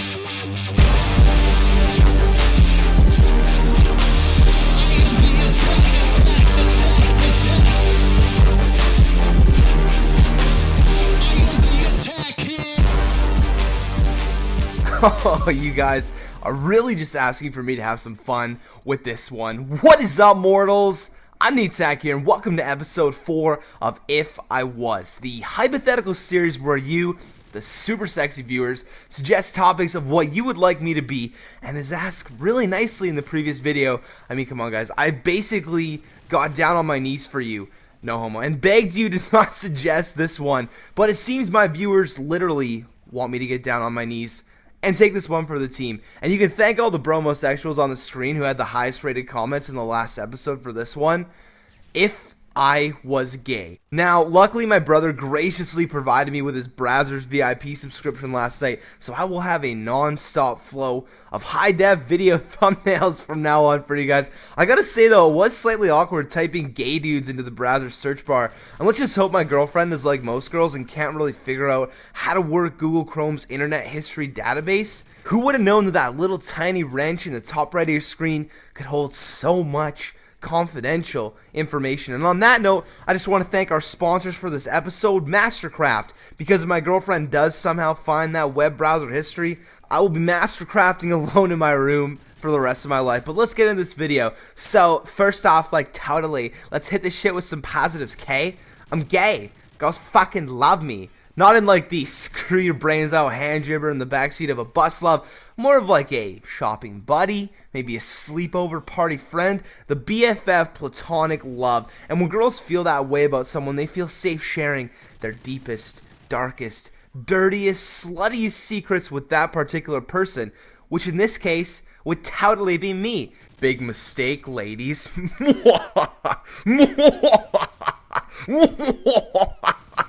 That was my evil villain laugh. I don't know if it worked for you, but it worked for me. Now, with all that information, I now have the fucking New England Patriots offensive book of women. The playbook of all playbooks. The path to their heart. And the key to unlock that very sacred chastity belt. All dependent on how old the girls actually are. And you guys know how I roll. Now, obviously, I'm gay. So gay Laine could not actually use that information, but I'm pretty sure that shit would go for a pretty ruthless price on eBay or Amazon. The Art of Women by Gay Laine. I can fucking see it already. Totally. Or if I wanted to be selfish, I can just wait until I turn straight and use that knowledge for my own personal selfish gains. It's a win-win. I'm either Bill Gates rich or rolling in more bitches than a Sunday afternoon hot yoga class. Hashtag Charlie Sheen winning, motherfuckers. Second, you are completely eliminating the annoying relationship nagging and stress that women bring, and you replace it with bro love. Bros know what other bros like, so say goodbye to 16 and pregnant and sushi, and say hello to Monday Night Football and pizza. Extra sausage. No homo, because that's how I roll. And that segues perfectly into the next topic. Now, when you guys suggested the title of this video, you know I'd eventually have to discuss this part. Laine, would you be the giver or the taker? Would you be the pitcher or the catcher? Nay, my friends, I would be neither. I would be the most ungay gay person ever. I don't even think ungay is a word, but I will personally go to Urban Dictionary and create it. Because that is exactly what I would be. I don't care that I'm not into women, because I'm also not particularly that fond of men either. Any one of my relationships will be completely non-sexual, so instead of a wife, to quote the very educational show How I Met Your Mother, I would have a bro parent, a fellow bro I would live with, I would raise a family with, and I would love unconditionally without having to stick my penis in and around his mouth. Or doing that other thing, because I really don't like things anywhere near my butt. I just don't. I'm not a butt guy. It's not always about the sex, guys, and I know there's a lot of people that practice celibacy in this world. Not by choice, just because they can't sleep with anyone, but, I mean, if they can do it, so can I. I think I'd rather practice celibacy than feel like I was in a prison cell 24/7, and to answer your guys' question that I know all you are thinking, yes.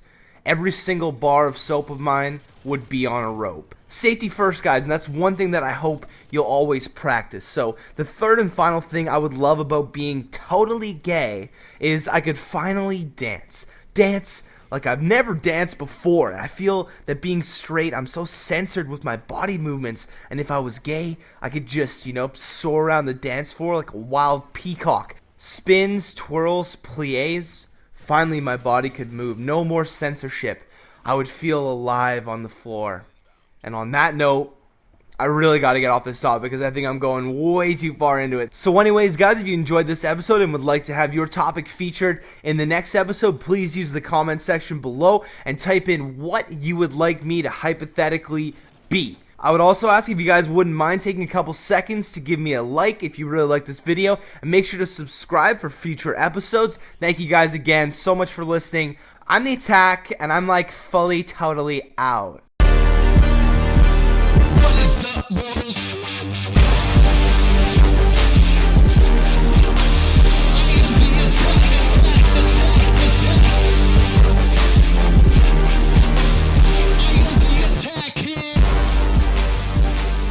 What is up, mortals? I'm the Attack here, and I absolutely love Modern Family. For those of you that have seen it, you know exactly what I'm talking about. For those of you that haven't seen it yet, you need to watch it. I was drinking some Bud Light Lime, some chick beers last night, and went through about 10 or 11 episodes, and so far, it is absolutely amazing. I just thought I'd share that with you guys. But anyways, welcome to another episode of Laine G PhD. I know I haven't done one of my advice videos in about 10 or 11 days, so I figured I would pump one out for you guys. And I know as of late I've been doing a lot of girl-related stuff, but I mean, sifting through 1,300 emails, trying to find one that's not related to girls is really tough. So I kind of was pretty pumped today when I found two that were not solely related on how to get a girlfriend. So anyways, I hope you guys enjoy. I'm going to hop right into the first email from Matthew. He says, "Hey Laine, me and my girlfriend have been dating for a little over 4 months now. Now you think it's about girls, but it's not really. You guys will see. It's pretty epic once I finish it." And then he says, "It's been going pretty well, but just the other day, she told me that her friend was over at her house after school and they did stuff.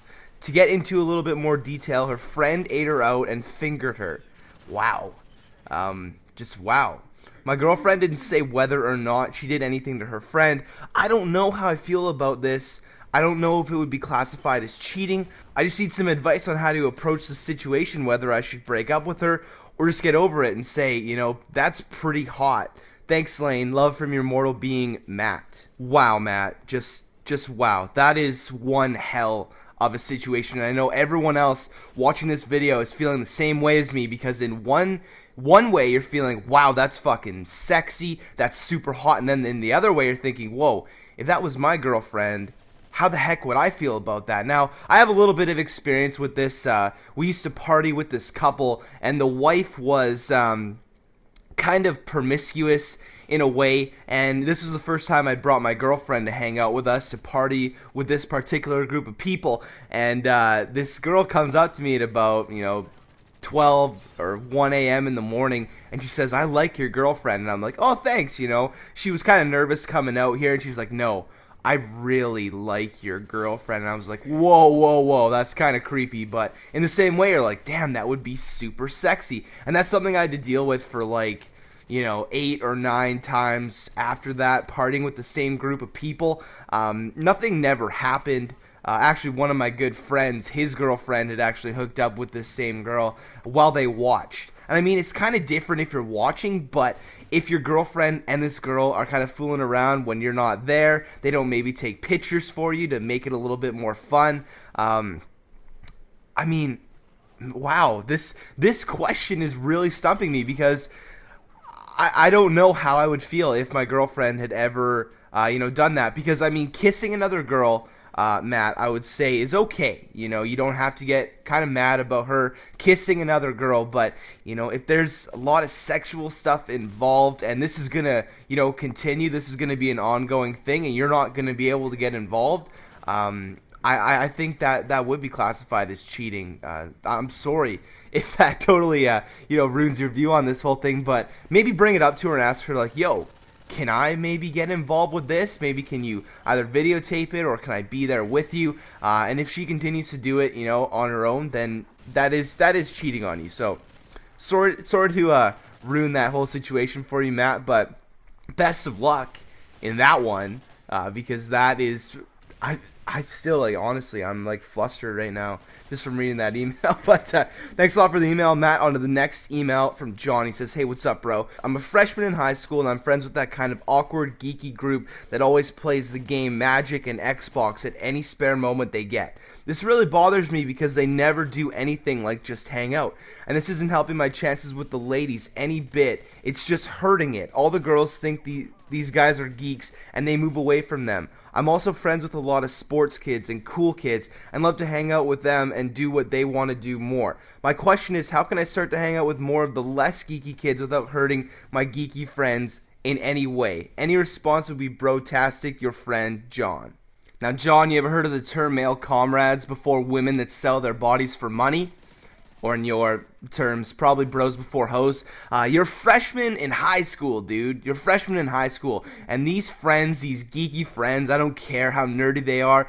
If you enjoy hanging out with them, then don't ruin that just because you think it will, slightly make your chance of getting a girlfriend less. Now, you're a freshman in high school, and a lot of relationships you have won't be super, super serious. So what I'm going to tell you here is basically just do whatever feels right. If you enjoy hanging out with your friends, I wouldn't worry too much about what girls will think about you if you're hanging out with these guys. I'm going to tell you something right now that'll probably change your whole outlook on this whole thing. I was good buddies with a lot of the sports guys because, I was into sports, I was athletic, and I was good buddies with a lot of the nerds because I played video games and they played video games as well. I was pretty big into Halo at that time, and if I had to pick, I would choose hanging out with my nerdy friends over hanging out with the sports guys because a lot of the time they're just dicks. They just, a lot of issues with, raping all these younger chicks and something I'm not going to get into, but, I definitely chose hanging out with my nerdy friends over hanging out with those guys. So if that changes anything, and that didn't affect me with the women in any way in high school. So maybe that'll change your outlook on this whole thing right now. But anyways, thank you guys a lot so much for the emails. Sorry, that first email, I really was having a tough time wrapping my head around it, so that's why I only got a chance to get through 2 emails today. Alright, if you guys enjoyed this episode, wouldn't mind leaving me a thumbs up, that would be greatly appreciated. And if you have any emails, hopefully, like, please guys, they're not girl related, you know, they're life questions, need any help with family matter or anything, please send those emails to lainegphd@hotmail.ca. The link will be in the description. I have so many emails about girls, guys. I really want to try and get through some other stuff. So if you guys have a non-girl related email, send it to that email. But anyways, thank you guys so much for listening. I'm The Attack, and I'm out. What is up, boys?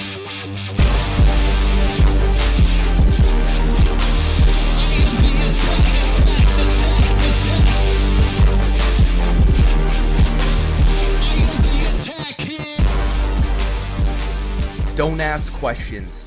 It had to be done. What is up, mortals? I'm The Attacker, and welcome to another epic versus video, the series where I put 2 topics that you, the viewer, suggest up against each other into a nuclear war zone of death and crown a victor. But in this case, the battle between the conventional HJ and the glorified BJ. Can there really be a winner? Let's find out. So I'd ask you to please turn your textbooks to page 69. Make sure your parents are out of hearing range and listen up, because I'm going to drop a care package of knowledge on you guys that will literally blow your mind. No pun intended. So first off, I gotta say, if you at any point have canceled your Brazzers VIP subscription because of excess amounts of either of these, you've already won. But that's not the point of this video. Let's get down to brass tacks here, guys. Starting off with the BJ, the blowy, a beej, the knob slob, a hummer, the special kiss, or even the Monica Lewinsky for all you great American patriots out there. It has many names that translate into either one of 2 things.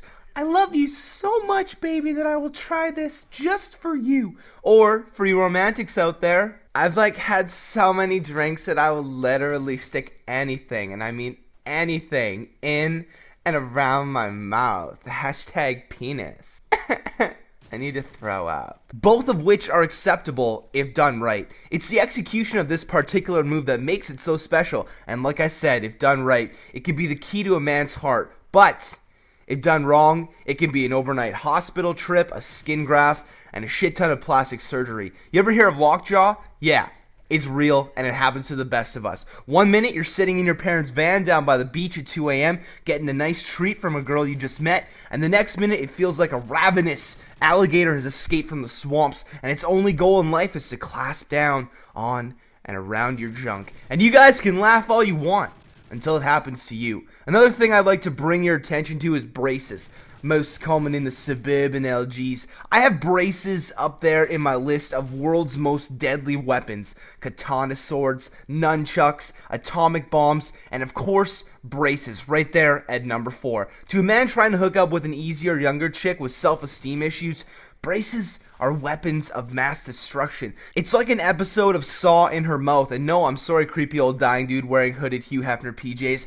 I don't want to play that fucking game. Just let me cut the key out of that dead dude's stomach or find the antidote in a cauldron of broken light bulb shards, because I don't want to mess with braces. Next, I'm going to talk about overly eager girls who could double as Hoover vacuums. You're trying to give me pleasure, girl, not trying to get a red wine stain out of a shag carpet. I mean, I appreciate the effort, but I'd prefer if you turned your setting from hurricane down to light summer breeze. Thank you very much. All in all, the BJ can be a very dangerous maneuver, but like I said, if done right, it can provide you with the wonderful pleasure levels that porn and a tub of Vaseline just can't provide. Now on to the second half of this video, the lazy woman's BJ, the hand job. Some may call it the French handshake, the 5 fingers of fury, the fist pump down there. What can I say? I've been studying this art since I was 11 years old, so I think I am qualified enough to give my thoughts and opinions on the matter. Now, some girls can get the misconception that just because it feels hard, it actually is hard and isn't subsequent to any injury.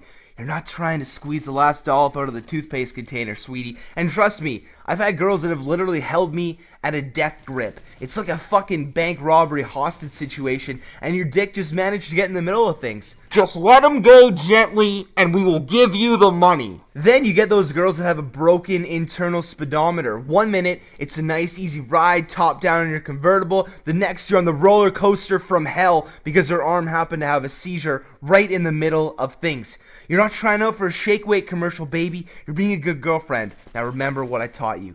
In the end, I would most definitely choose the inevitable, the BJ as the champion. Just make sure that your girl has read a minimum of 6 Cosmo magazines so she at least has an idea of what she's doing down there. Alright guys, if you found that video to be slightly informative as well as sexually pleasing, well, mostly sexually pleasing, I would love you forever if you wouldn't mind leaving this video a thumbs up if you enjoyed. And if you want your topic featured in the next Versus video, please give me some topics you'd like me to discuss in the comment section below. Thank you guys again so much for listening. I'm the Attack, and I'm out.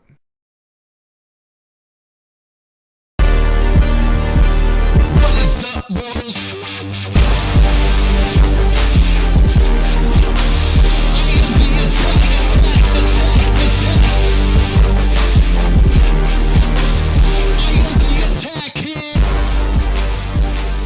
Let me start off this video by saying I'm one of those people that's very easily impressionable and influenced when it comes to trying new things. Now, earlier when I was watching Modern Family, there was a part where a young girl had told Manny's mother that putting salt in chocolate milk made it taste better and kind of accented the flavors. And I said, wow, this girl is trying to troll me because there's no possible way that you can make chocolate milk better. So obviously, having the personality that I do, I put a pinch of salt in my chocolate milk.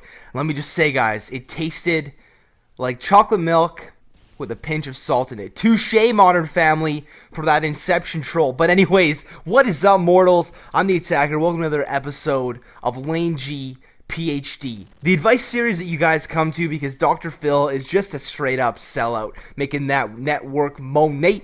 Now, in the last episode of this series, I asked you guys to send me in emails with different topics as opposed to just women, and you guys have been doing awesome. I got some really funny titles because I told you guys to put, some eye-catching titles. A lot of them just say not girl related with like dashes and stars and lines on them. So anyways, I really appreciate that, and hopefully I can give you guys some awesome advice on, family related stuff and personal stuff as opposed to just, girls and such. So anyways, without further ado, let's hop into the first email from Xavier. He says, "Dear Laine, I'm having lots of troubles with the family. They've grounded me for most things until spring break in March. Any advice on maybe having chances of getting ungrounded earlier is much appreciated. Your bro, Xavier." Now, Xavier, it's pretty hard for me to go really in depth with this email because you were extremely vague. You didn't really give any reasons why you were grounded. Now, I could see from your parents' point of view, if you were hustling some rock, if you were, prostituting out women, yeah, that would definitely be a solid, 3 to 4 month grounding if I was a parent or any parent out there, so that would be completely justified. But if you were just a little asshole, maybe playing video games too late, maybe just you started to get some shitty grades in school, there is some stuff that you can do, some stuff that I've dealt with. I used to get in trouble all the time for staying up late, for my grades dropping. Parents just want to know that you're trying your best to be the best that you can be, because that's all parents want, is for their children to be successful young businessmen, make a lot of money, and put them into a nice nursing home so they don't have to save their retirement fund. It's the cycle of life, guys. I don't care what Lion King has taught you. That's how shit works, and it being Christmas time right now is actually a great time for you. It really works in your favor because Christmas is a time when family comes together as one and realizes how much they care for each other and kind of shows their love. Not necessarily going out and buying your parents like a new Mercedes or something. That would probably get you ungrounded maybe January 15th, but if you kind of, really show that you appreciate them and help out around the house this Christmas and, just listen to everything they say and try and be their friend because they don't want a little shit disturber as a kid.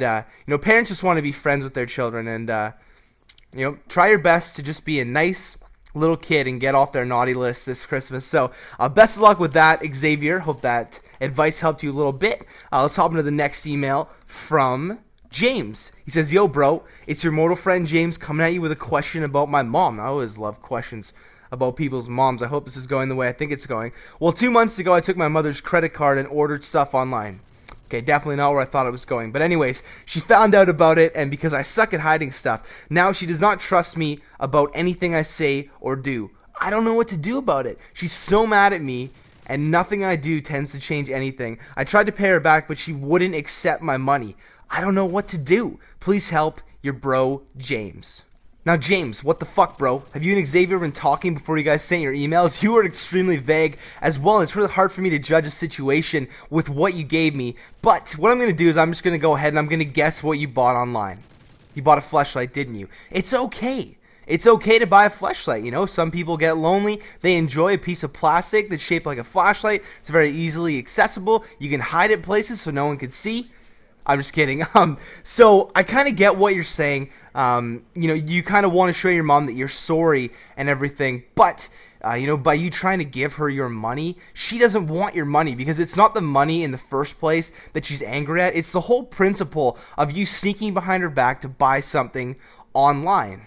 Now, I've actually been in the same situation that you're in because I was younger. I wanted to get my girlfriend a nice present for Christmas. It was a pair of UGG boots online, and what I had done is I stole my parents' credit card and bought it without them knowing. My mom leaves her purse upstairs. She was out at work, didn't bring her purse with her. I, you know, typed in the numbers, ordered it, and I paid them the money. But like you're saying to me, the fact that I went and I did that behind their backs without asking them, it is the principle of things, and you just got to think about it. It's just, parents want to be able to trust their children, and when you break the trust like that by doing something, you know, along those lines, they're gonna lose trust in you. And there's no quick fix for this. There's no, you know, little potion that you can fucking throw up in the air and make things better. It's a time healing process. So, you know, don't bring it up anymore. And hopefully in time, your mom will understand that you do feel sorry for doing it. You regret it. You haven't done it again. And she'll understand that, you know, you made a mistake and you learned from it. And best of luck to you. And hopefully, you know, my advice will help you out a little bit. Hopefully that helps out. Have a great Christmas. Now on to the last email today from Presley. He says, hey, it's Presley here. I need some advice, bro. Anyways, so I'm 17 and I'm gay. I have a boyfriend. We've been together for 2 years. And 2 weeks ago in school, this girl that I knew has been all over me. And since she knows I'm gay, why the fuck is she hitting on me, telling her friends that she's crushing on me? I've introduced her to my boyfriend, but she still doesn't get the hint. How do I tell her to back the hell off without sounding like a total dick? Yours truly, Presley. Have you tried possibly showing some PDA with your boyfriend while at school around this girl? I mean, you can say you're gay all you want, but when you're, you know, 17 years old, that's a younger age. Some people may be confused. You know, just some people may think they're gay. They may not be. I don't know. I really haven't read into it that much. But my advice would be just try showing her, you know, some PDA with your boyfriend. Maybe give him a nice little kiss in the hallway and be like, yo, bitch, this is my fucking boyfriend. Stop crushing on me, okay? And if that doesn't work, just buy an iPhone 4S and ask Siri a good place to dump a dead body. Hey, Siri, where can I dump a dead body without getting caught? What kind of place are you looking for? Dumps, cremation services, funeral services, mortuaries, or metal foundries? Point fucking proven. I'm the attack, and I'm out.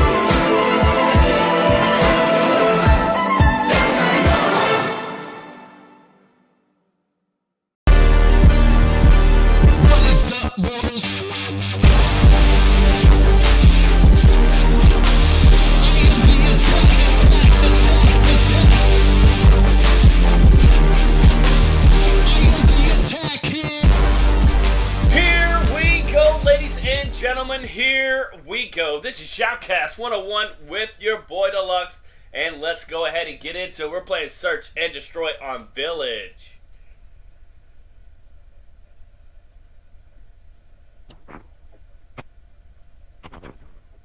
Search and destroy.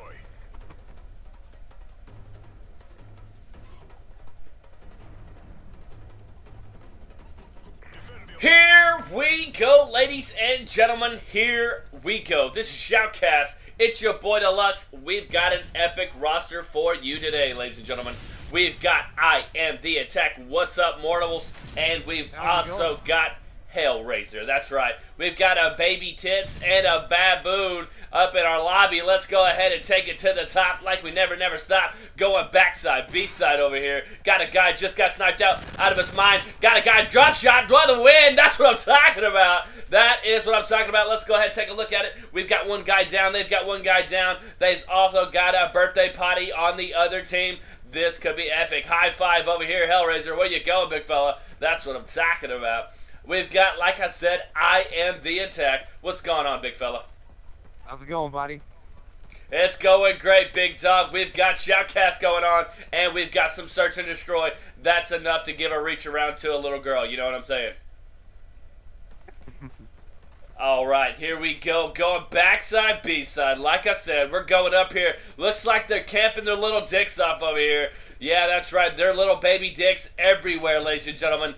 This could be epic. I'm at A. I'm going to go ahead and fake plant here. Fake planting. Nothing doing. I'm fake planting. Help me out here. Nothing doing. All right, bomb hasn't been planted. Going backside. Looking at the skull. Looks like they're going to the B-bomb. Let's go ahead and get him. IAmTheAttack. I'll go around for the reach around. You go around front side for the gay side. All right, here we go. Got him.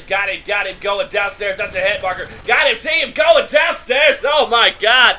This is the kill cam right here. This guy's back here just camping his dick off. He thinks he is the shit, but I do not see any toilet paper inside. Oh, jumping up for the car scope. Nothing doing, taking him out there. Wow. That's what I'm talking about, Big Grizzy.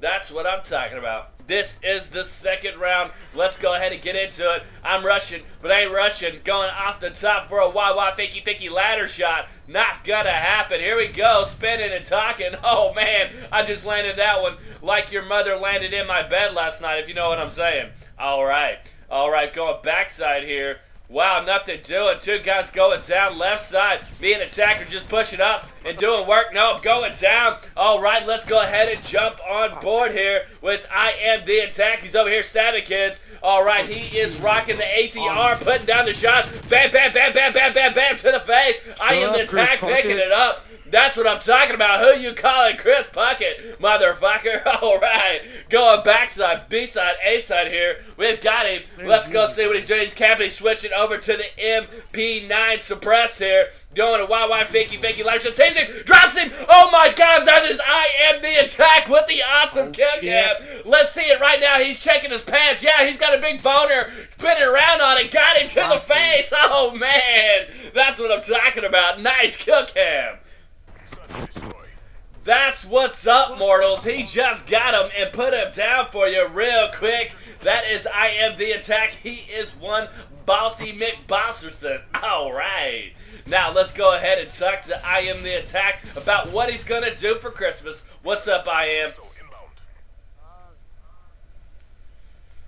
All right, he doesn't know what to say, but that's okay. He's going to have Santa Claus come to his house, drop off some present, gives his wife a little, or girlfriend, a little reach around there. Nothing doing right there. So what'd you get your girlfriend, big fella? Nothing doing. He ain't getting her shit. He said, fuck that. I'm not getting her a damn thing. All right. She must be a naughty girl, if you know what I'm saying. We are back here. Oh, got him.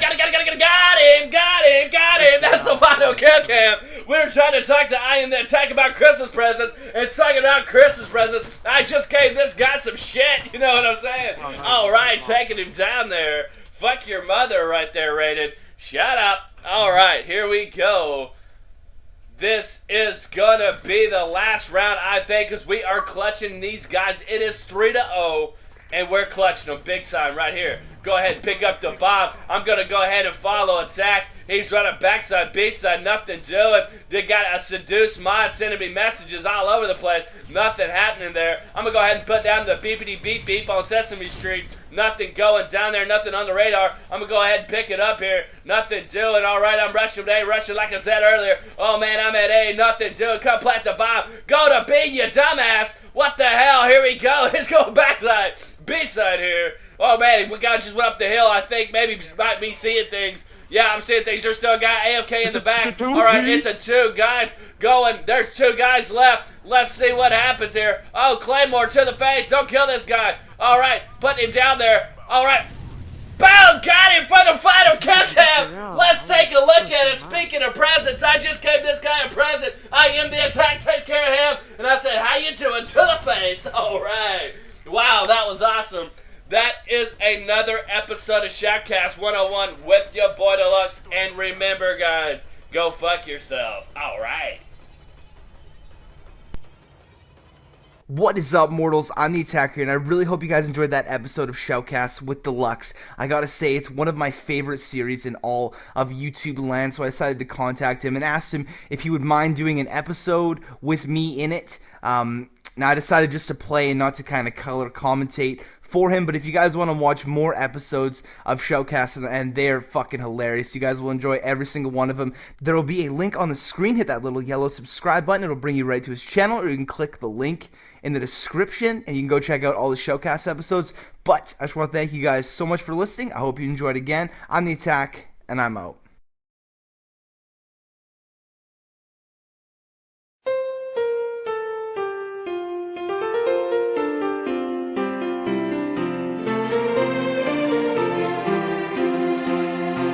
The first thing I hate about Modern Warfare 3, A dude spamming dual FMGs.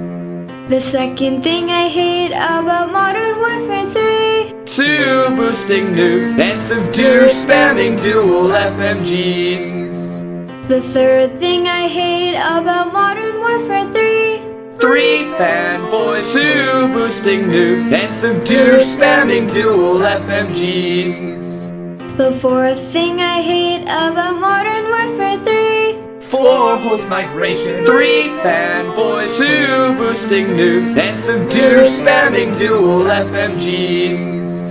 the fifth thing I hate about Modern Warfare 3, 5 stupid death streaks. 4 host migration, 3 fanboys, 2 boosting noobs and some Dude spamming dual FMGs.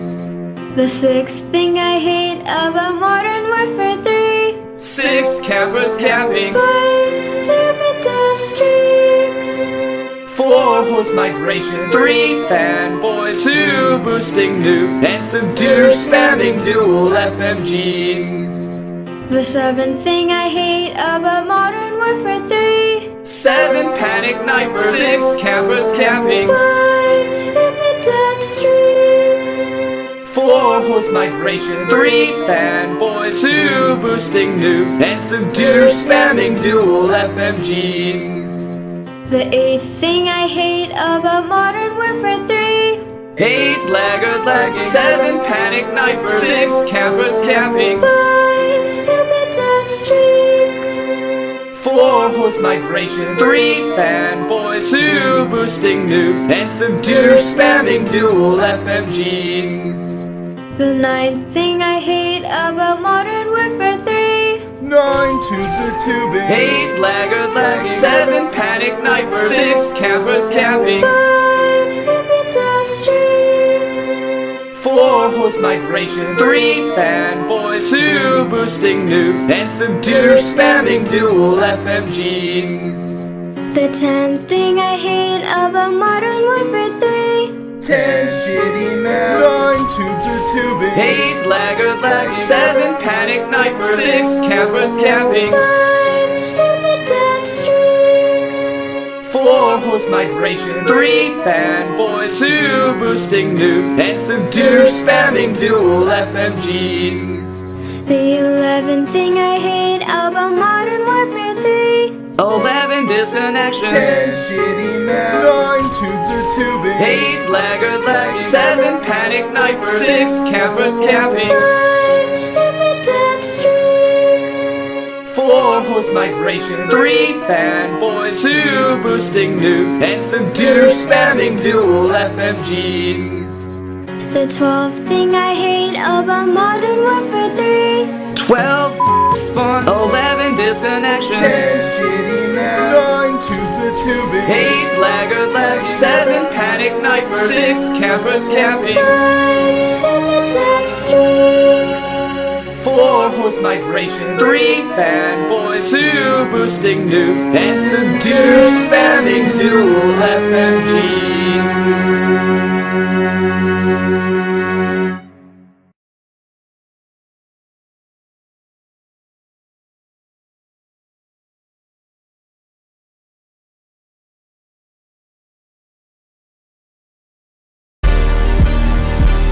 What is up, bros?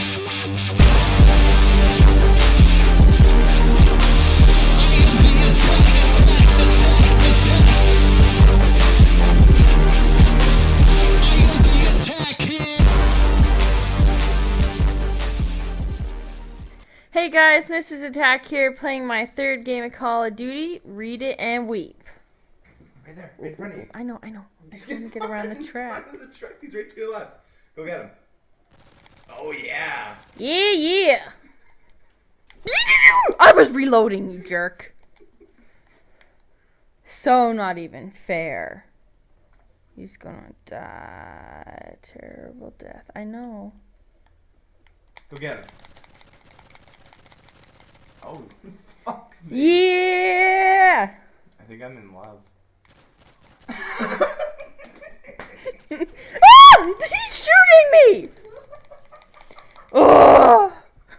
What? You're teabagging, you're learning already. You're tied for the lead. Really? Yeah. Sweet. Okay, he should kill me from behind. Not even fair.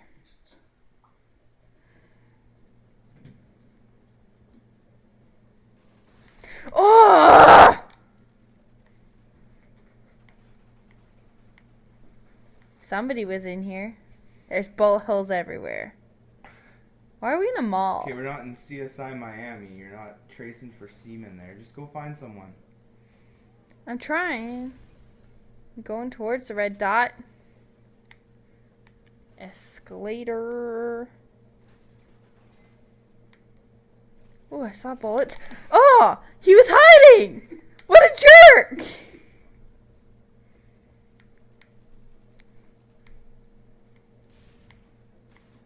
Okay. Okay, they're not behind you. Yeah, go up there. Go up the stairs and go get him from behind. What stairs? On the left. Secret staircase. Secret? Yeah, it's top secret. Where is he? He's gonna be up here hiding on the left. He moved. Shh, be quiet. Ooh. He's behind you. He's trying to take you from behind. No!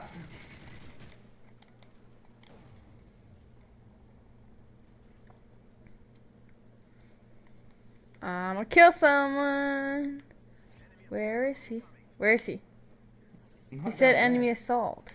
Is that a gun? Is that a plane? No, it's another machine.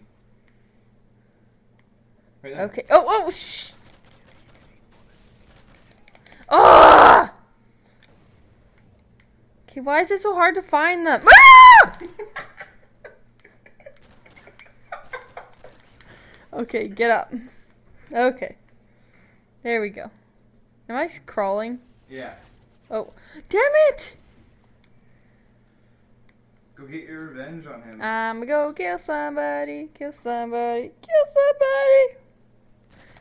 Yeah, buddy! Die, die, die, die! Another one. Oh!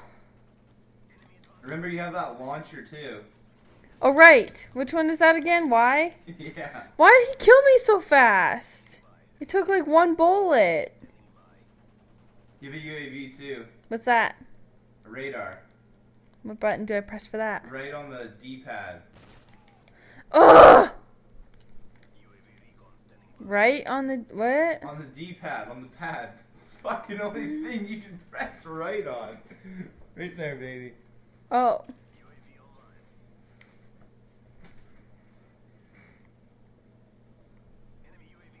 Now go get him.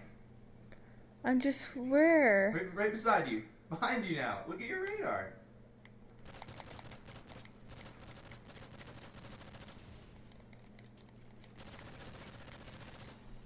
Yeah, just Where scare is he? him with your bullets. That's what I was doing. He'll be right to your left. Right, left, right. Right to Did I kill him? Yeah, Oh you yeah, I got did. Did I get him in the head? Yep. Or are you Right. just lying? Right in the mouth. You're lying. You got another booby trap too. Oh, I got killed. You got another booby trap too. How many people have I killed now? 5. This game? Yeah. Gotta kill 5 more to make my record. You got another booby trap. You want to Okay. plant it.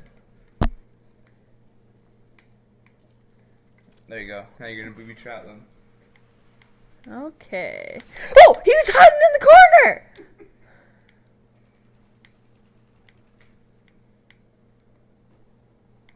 What is that? I don't know. You just got 500 points for it. Really? Yeah. Oh, for shooting it? Yep. That's good. That's real good. Ugh! Stupid machines. I just had a feeling about that thing, so I had to shoot it. You did good. Your instincts taught you well.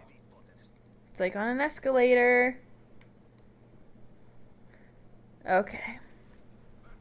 Now where? There's somebody. Damn it! Why did I die? I shot him so much. Where's that phone call coming You got from? with your booby trap. Did I? Yeah. Ugh! So how many more do I need? You need 3 to tie it. You gotta hurry up, babe. Where is he? Mother effer! Gonna kill him.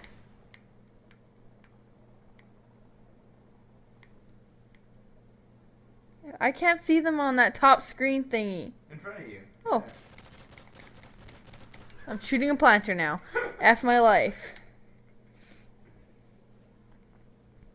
I want to get revenge. I want to kill lots of guys. Up here?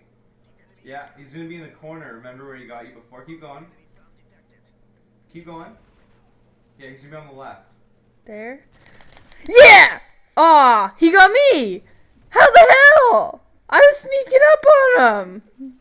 Not sneaky enough. It's just a garbage can. Where's that person? Ugh! This isn't even fair. Assholes. Yes, maybe that got him. Nope. Ugh! How do I press that thing? Start? Nope.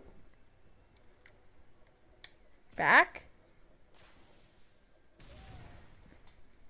6 and 22, so I got killed less. Look at the positives. Good job. Well, hey. What is up, bros?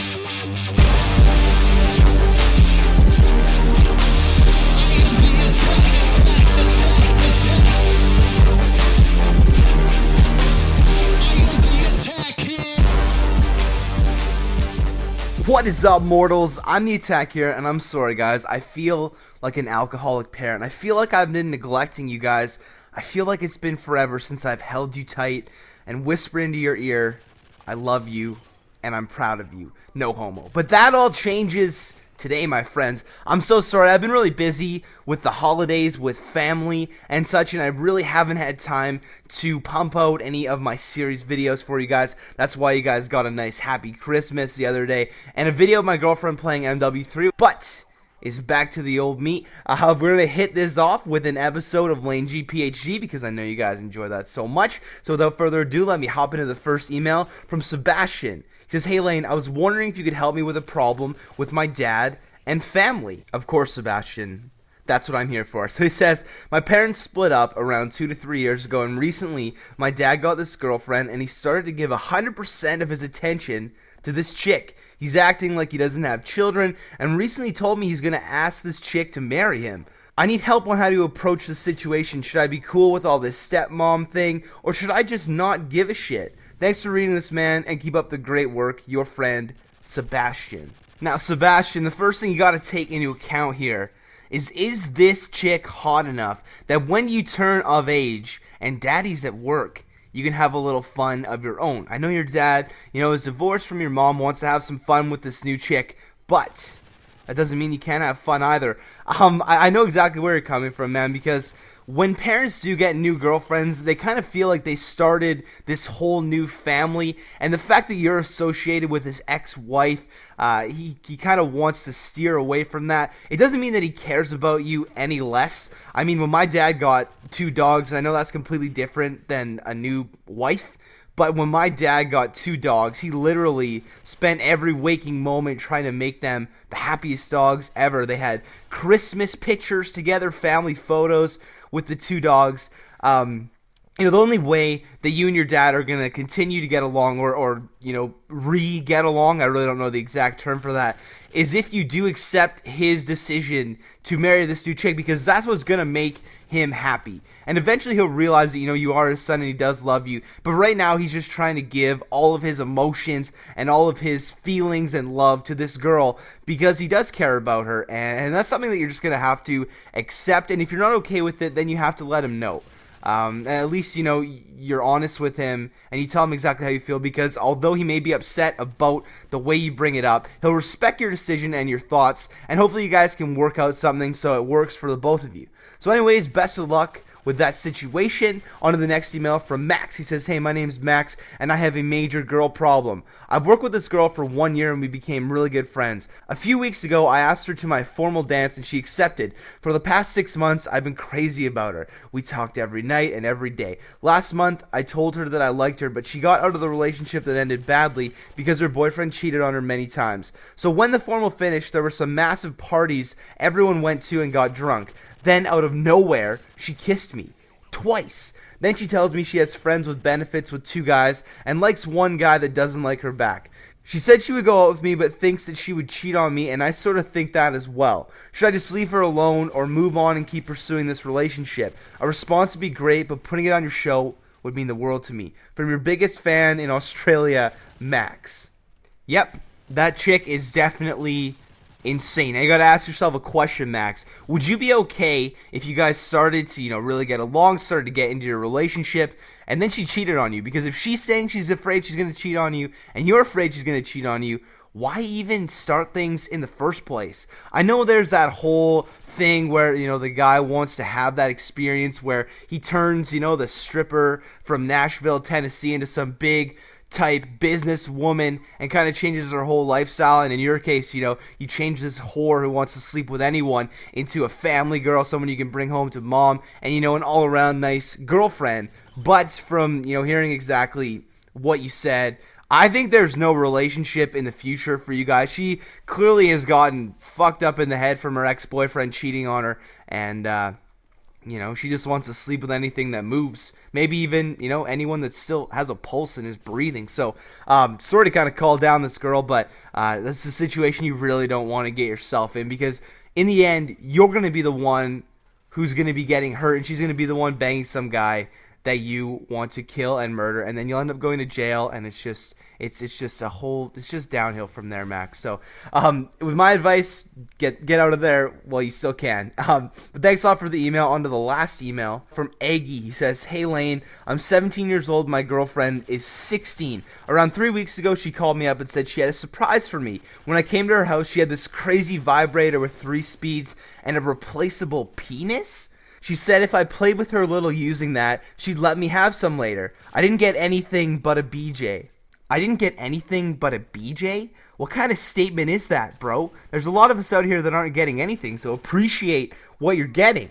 So anyways, he says, "While I walked home sad but was happy I satisfied her. Next time we hooked up, she gave me the vibrator and told me to put the vibrator in her. And once she get one orgasm, she would let me fuck her. That didn't happen, and I walked home a little bit upset. Tonight, the same situation happened, and when I tried to talk to her about it, she shut me up and said that I should get to enjoy sex too. How can I stop this vibrator madness? Will this be a probable cause to break up? Please, please, please help me, Aggie from Israel." I'm really sorry, but this is the first time ever on this series that I will have to disagree with my subscribers sending in a question.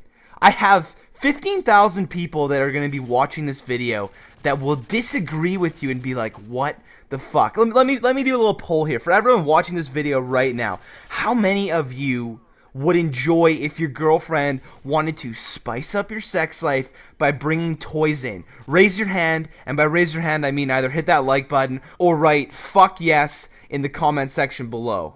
Aggie, I know life can be hard and there's a lot of difficult situations that we're in, but if you don't man up and learn how to use that toy, you may as well give me your girlfriend's phone number and I'll go over there and show you how it's done. I'm the Attack, and I'm out. What is up, boys?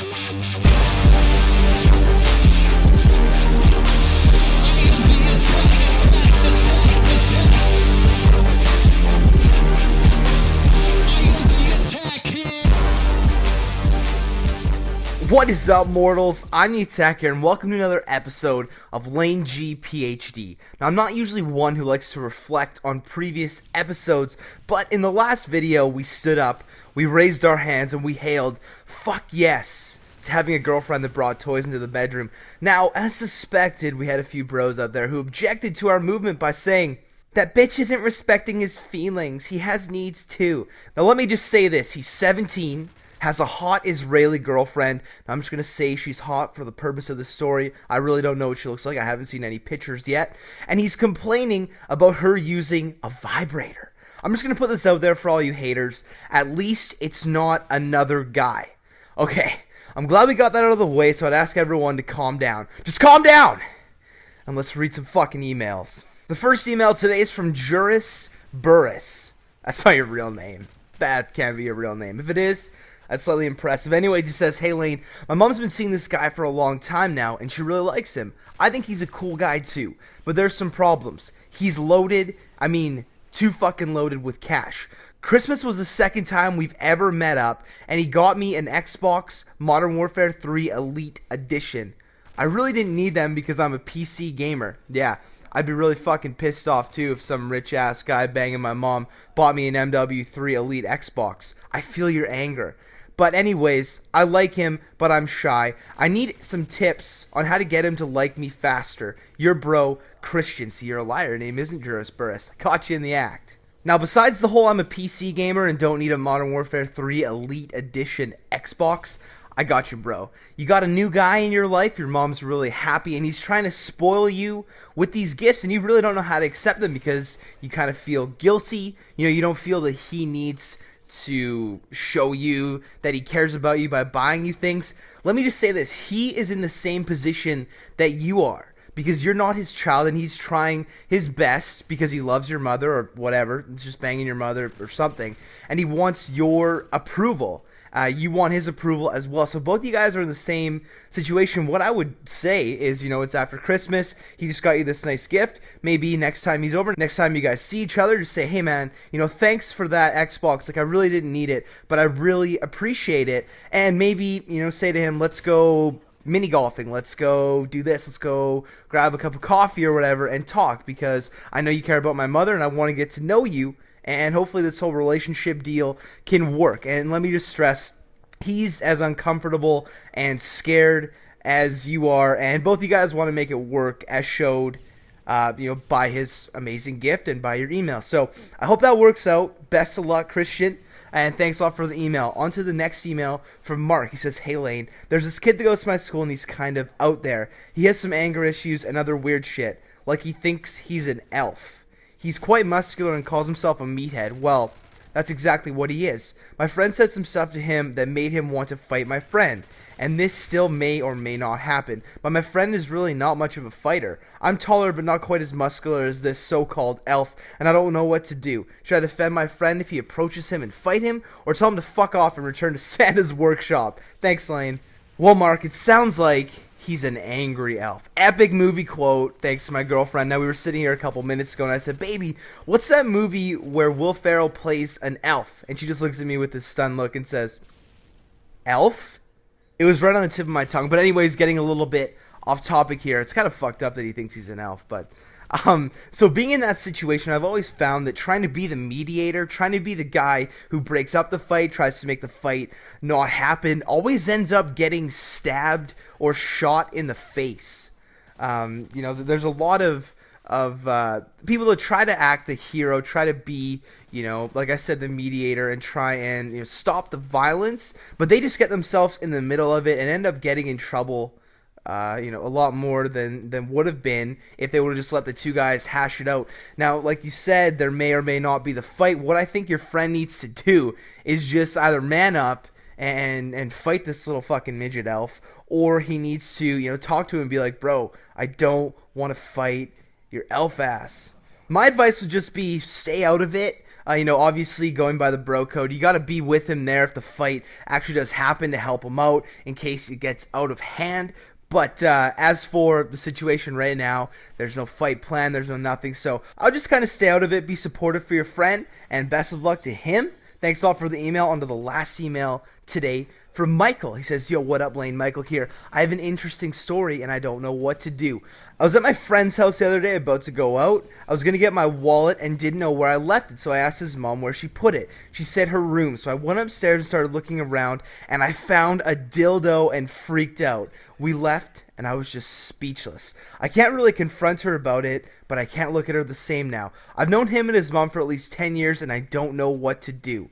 Thanks from your bro, Michael, and I need your immortal advice. Now, Mike, I'm going to go out on a little bit of a limb here. Now, bear with me.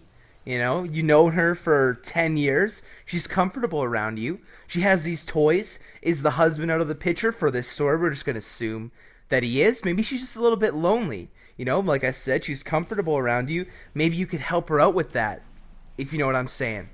But if you want some real advice, it's a normal part of life. You know, women have that. She didn't leave it out on the fucking kitchen counter for all her friends to touch and find and everything. You just happen to stumble across it. It's just something you're going to have to deal with, and something that you'll get over eventually. And, you know, best of luck with that. And maybe, you know, hopefully the first part of that advice work, because that would be awesome, and you can kind of rub it in your friend's face. But anyways, thank you guys so much for listening. If you guys enjoyed this episode, if you wouldn't mind leaving me a little thumbs up if you really liked it, leave me a comment letting me know what you think Michael should do with the whole mom dildo situation. But till next time, I want to thank you guys so much for listening. I'm the Attack, and I would fuck that guy's mother. What is up, boys?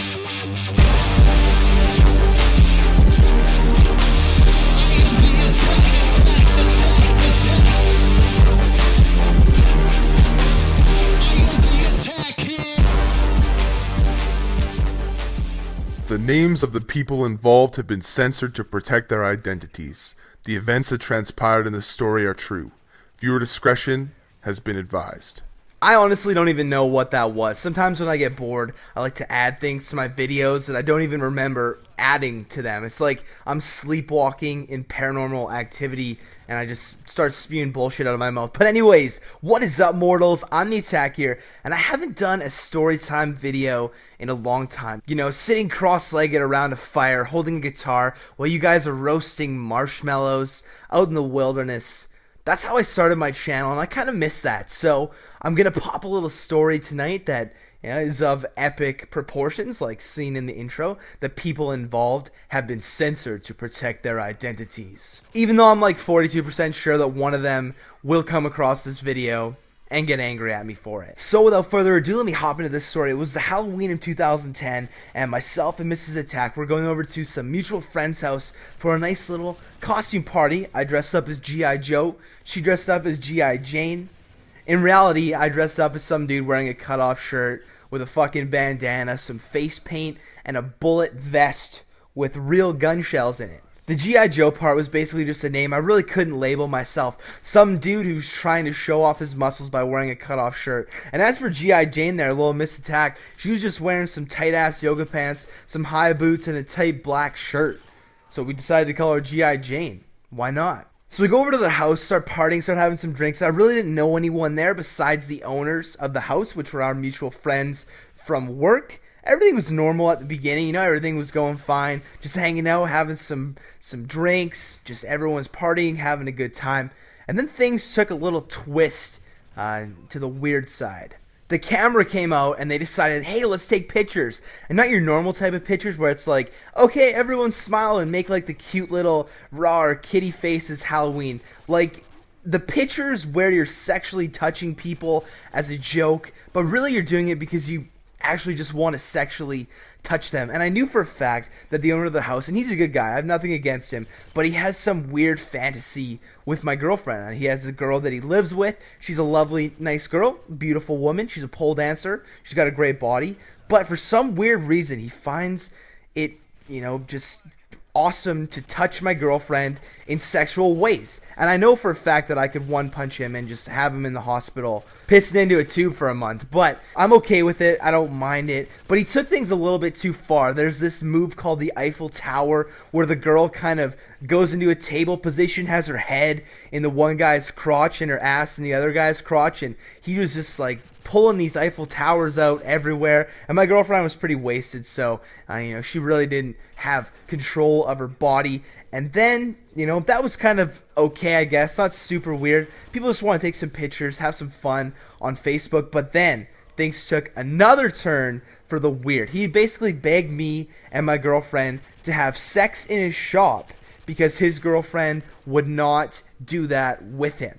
I was like, what the fuck? Like, we're going to go have sex in your shop? Why would we go and have sex in your shop at your Halloween party when everyone clearly knows what we're doing? And he says, man, please, like, I need that shop christened because my girlfriend won't do it with me. So being a solid bro that I am, and let me say, guys, I took one for the team here. We went out into that shop and we did it for 7 seconds max. Just to do it, you know, just to christen it for him. I was like, hey, bro, is that good enough? And he was like, yeah, that's good enough. And I'm pretty sure they were like trying to watch us through the window and everything. But that's cool. That's cool. I took one for the team there. So that's another weird thing that happened. And then things started to get even more crazy.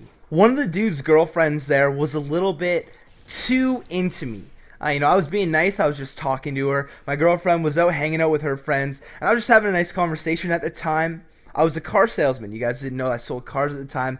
And she'd said, well, if I ever need a new car, I'll come to you and get one. And I was like, oh, okay, that's cool, blah, blah, blah. Taking things all professional. And then she says this one thing that I really haven't even told my girlfriend yet. She said, you got to take me out on a test drive, and I only drive a stick shift. And I still, you know, being in the state I am, being the nice guy I am, was like, oh, yeah, that's cool. We'll definitely, you know, take you out for a test drive, and I'm sure I have some standards available. But what she actually meant was, she wanted me to have sexuals with her with my stick shift. And I really didn't get that until my girlfriend kind of came along, broke up our little talk session. And then it was all good from there until about 2 months later. We're going to do a little flash forward here 2 months later. I sign on to my Facebook, and I usually don't go on Facebook that much. And I have a friend request from this girl, and I'm like, who the fuck is this? And then I realize it's the chick from the party. So I'm like, okay, like I know her. She's a friend of a friend's boyfriend's girlfriend or some shit. So I add her on Facebook and we start talking. She says, hey, how's it going? Blah, blah, blah. I said, oh, you know what? Things are going fine. How about you? I really don't even know this chick, so I don't know where this conversation is going. And then boom, another chat pops up. It says, why did you add this girl? And I was like, I don't know. She added me. And the girl says, she is going to try and have sex with you. I'm like, come on. Like, that's not true. What are you saying? Boom. Next thing that pops down on this other chick's thing is, where do you live? And I was like, what the fuck? Like, why do you want to know that? So I told her, I said, you know, I live at this street, blah, blah, blah. And she's like, oh my God, I live right up the street from you. You should come over sometime. So then this other chick's like, I'm sorry, I'm going back and forth between girl to girl. But anyways, this other chick, she's like, what is she saying? What is she saying? And I'm like, she wants to know where I live. She wants me to come hang out. And she's like, oh my God, you need to keep going with this. I'm like, keep going with this? I have a girlfriend. What the fuck are you talking about? This is crazy. She's like, no, it'll be okay. We're trying to catch this girl cheating on my boyfriend's brother so that he'll break up with her. So I'm like, oh, okay, CSI Miami shit. Boom, glasses come on. Horatio Kane Laine, let's do this shit. So I go back to talking to this creepy chick, and I really don't want to be too eager, being like, yeah, I'm going to come over now because I want to get some more stuff. I want to kind of prove that she was trying to cheat, not just trying to hang out. So I was like, yeah, maybe. That'd be kind of cool. So I played like, the cool, distant guy, and she was like, oh, come on, and she starts getting a little bit more sexual with things, She's like, my boyfriend doesn't care. I'm like, your boyfriend doesn't care if you hook up with other guys. And I keep reporting back to this other girl, and she's like, oh my god, this is great. And in the meantime, I'm thinking, my girlfriend's gonna break up with me. Mine and Mrs. Attack's relationship is gonna be over because I went too far into this investigation. But I kept going with it. So I go back to this chick, and she's like, oh yeah, my boyfriend likes it when I screw other guys. I'm like, really? Really? You're going to tell me that? Really? That's what your boyfriend wants, to come home from a long day of work and you to tell him that you screwed someone else. She's like, yeah, he actually wants me to videotape it. I'm like, whoa. I will not sign the release to being in some homemade porno with poor production quality. I'm better than that. So anyways, I keep reporting back to this other girl, and our conversation is going something like this. You should come over tomorrow. My boyfriend's working till 4. And I'm just like, oh, yeah? So we can do what? Kind of in like a oblivious tone. And then she's like, oh, I don't know. I think I could find something fun for us to do. Oh, yeah? What would that entail? I was just completely playing the stupid fucking idiot oblivious guy just to get more and more out of this girl, and eventually, it proves that she wants my dick.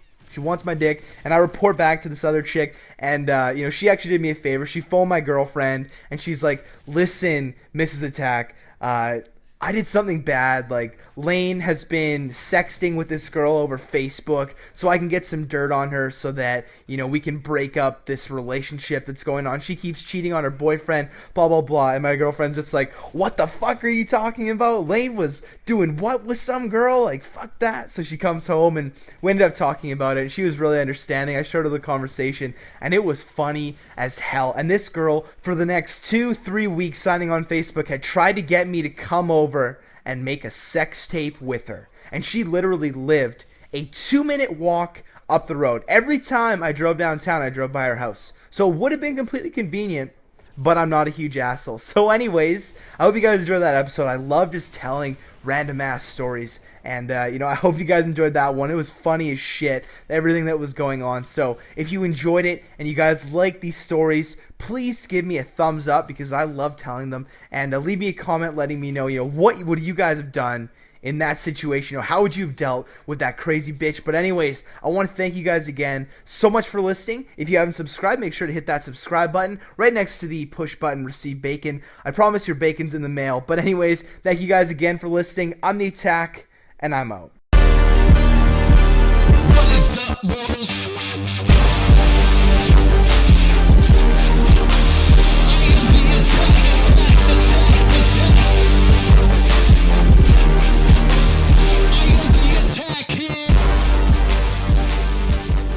I get angry by swearing at people.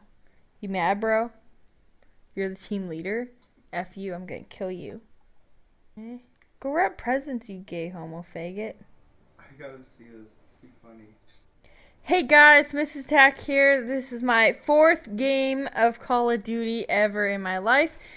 Damn it! I'm going to kill somebody for that! Fuck you! Headshot!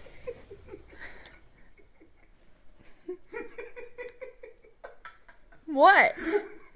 You're so pretty. I thought that was a Honda person. Civic again. No! I'm not gonna listen to you!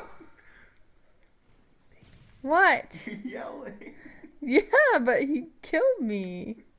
When you be pissed if someone killed you? Yeah, buddy! What did he just do? Did he kill me with a nade? Ah!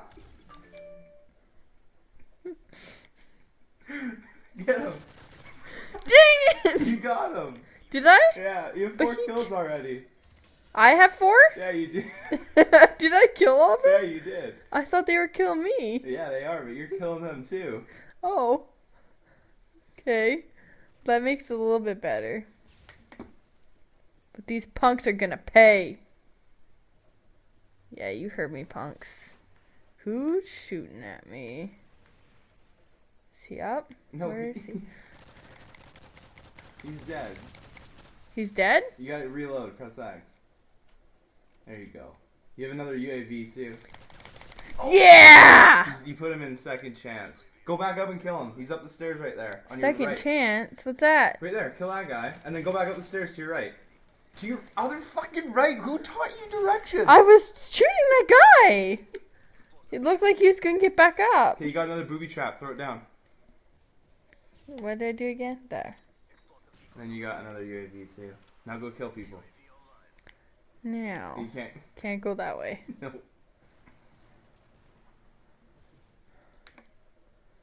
Right Right? He's gonna be like right up there. here? You said right. He's underneath you. Where? Down there. Like Here? right underneath to your left.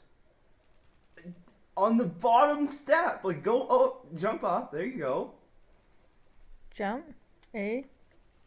He's down there. Go down there. No, like he's down there. I gotcha. You don't know how frustrating this is for me to watch this. And behind you, right there. He's not playing. He's not playing. Why? Why isn't he playing? Why isn't he I have to playing? leave the room. Why isn't he playing? Who's in a game and not playing? That's it. Oh, you! How many kills do I have now? Still, you have 5 on your left. You got him. And you got another guy with your booby trap, too. Oh! It's just when I get all panicked, my freaking steering goes everywhere. You're steering. Yeah! Hey! He's got a shield! Why does he have a shield? Oh. Why does he have a shield? That's not fair. None of us have shields. See me hiding like a pussy behind a shield? Oh! Damn it. How do we go out of here? There? No. Who's killing me? Hey, go get some kills so you can beat your record. I'm trying. Where are these people? Oh, I saw him up there too. I was just trying to go focus for him. Where? They'll be up there. Up there? Up Yeah. those stairs? Yeah. Like that? Yeah, mother effer. They'll probably be in there again too, like to your right. Right that way. Yes, your other. Yes, you have to point to figure out what right and left are. Shoot him again. Shoot him again. Shoot. Okay, well I got 2 in a row without even dying in between them, okay? What the hell? How many kills do I have You now? One more kill to beat your record. Yes! You better hurry up though. I'm going. Upstairs? Yeah. Who is throwing those? He's behind me! No, it was a machine. Oh. You keep dying from those damn machines. Why do machines kill me? Was that another machine? Yep. Damn it. How do I hide from them? Oh! Oh! I need to go find somebody and kill them right away.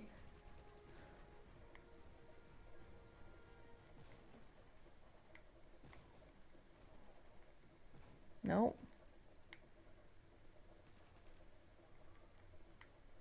There he is. He's not playing. He's not playing. Why? Go kill him though. Go. I tried! You said he's not playing! Yeah, but you can still kill him. There you go. Now go and kill that guy not playing. Where is he? Go left, right. Ugh! Okay, go straight. Just go straight. Keep going straight. This guy! He just wants to kill. I'm trying to kill somebody else. Okay, where do I go from here? Oh! What the hell? Why are they getting so good at shooting? Yeah! Ugh!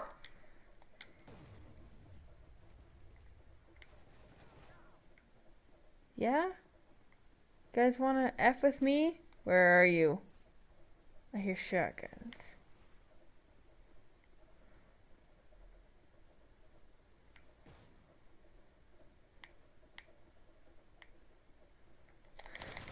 Oh, yeah. I got killed for that? Yep. Go. You got enough time to get another 2 kills. Go.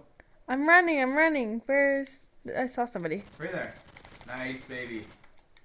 Another guy. Oh! Damn it, he killed me. I believe in you. Where was I going? This way? Yeah. And then go to the right. Yeah!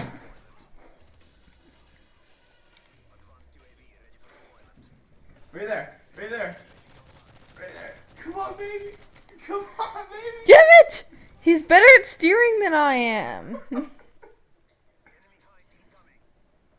How many do I have now? 12. 12 kills? Yeah, to your right. Hey, the guy not playing Yeah. is down here. Now But- don't throw your grenade. There you go. Oh. So I have 13 kills? Yeah. Who is that the machine again? Yep. Damn machines. Okay, what way do I go? Left. Go up the stairs. He'll be in there. The same guy? Yeah, there, kill him. Oh. Teabag him. Or vag bag him. Oh my god. Oh yeah! Oh damn it! I almost got a third in a row! Press back. Let's see how many kills you got. 16. 16. I got 16 kills? Yeah. How? I died a lot more, but I got a lot more kills. Okay, guys, thank you for watching Mrs. Attack. Like and favorite my video if you want to see more. Clearly, improvement. Come on. Yeah, so Mrs. Attack, and I'm out. What's up, boys?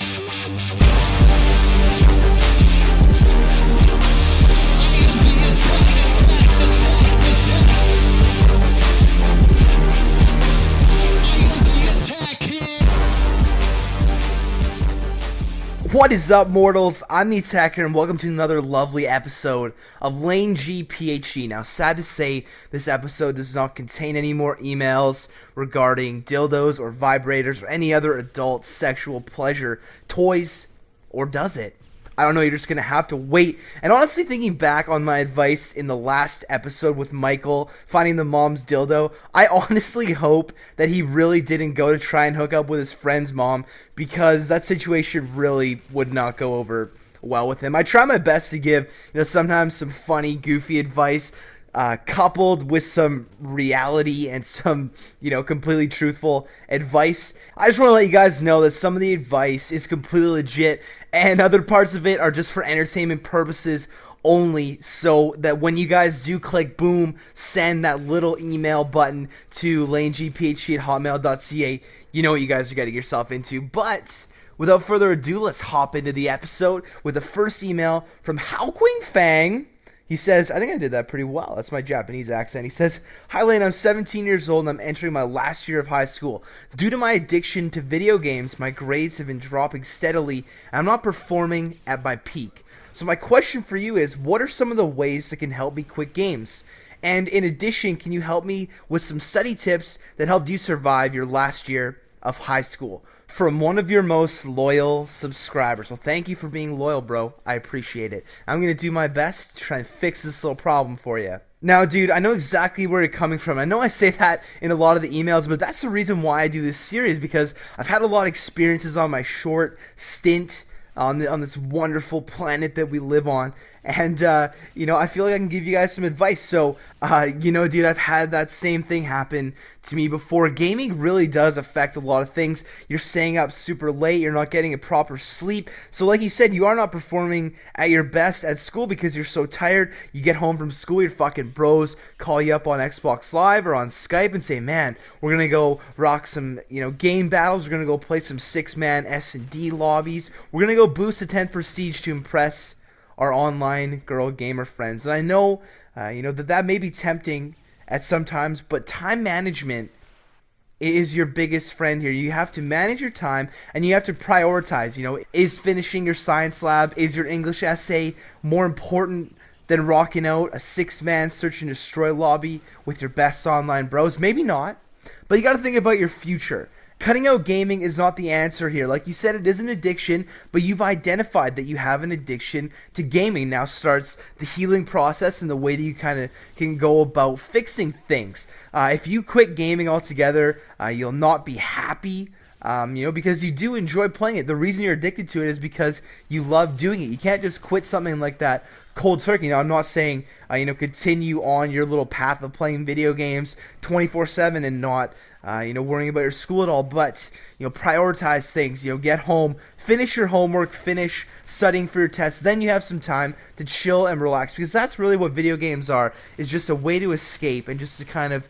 chill and, you know, get out of reality and, you know, just calm down at the end of the night, wind everything down. And this goes for all you guys out there that have an issue. You know, you find yourself sitting on the game for 5, 6, 7, 8, 9, 10, 22 hours a fucking day. You know, do your other shit first, then you can have your fun. So thanks for the email, and hopefully that advice helps out.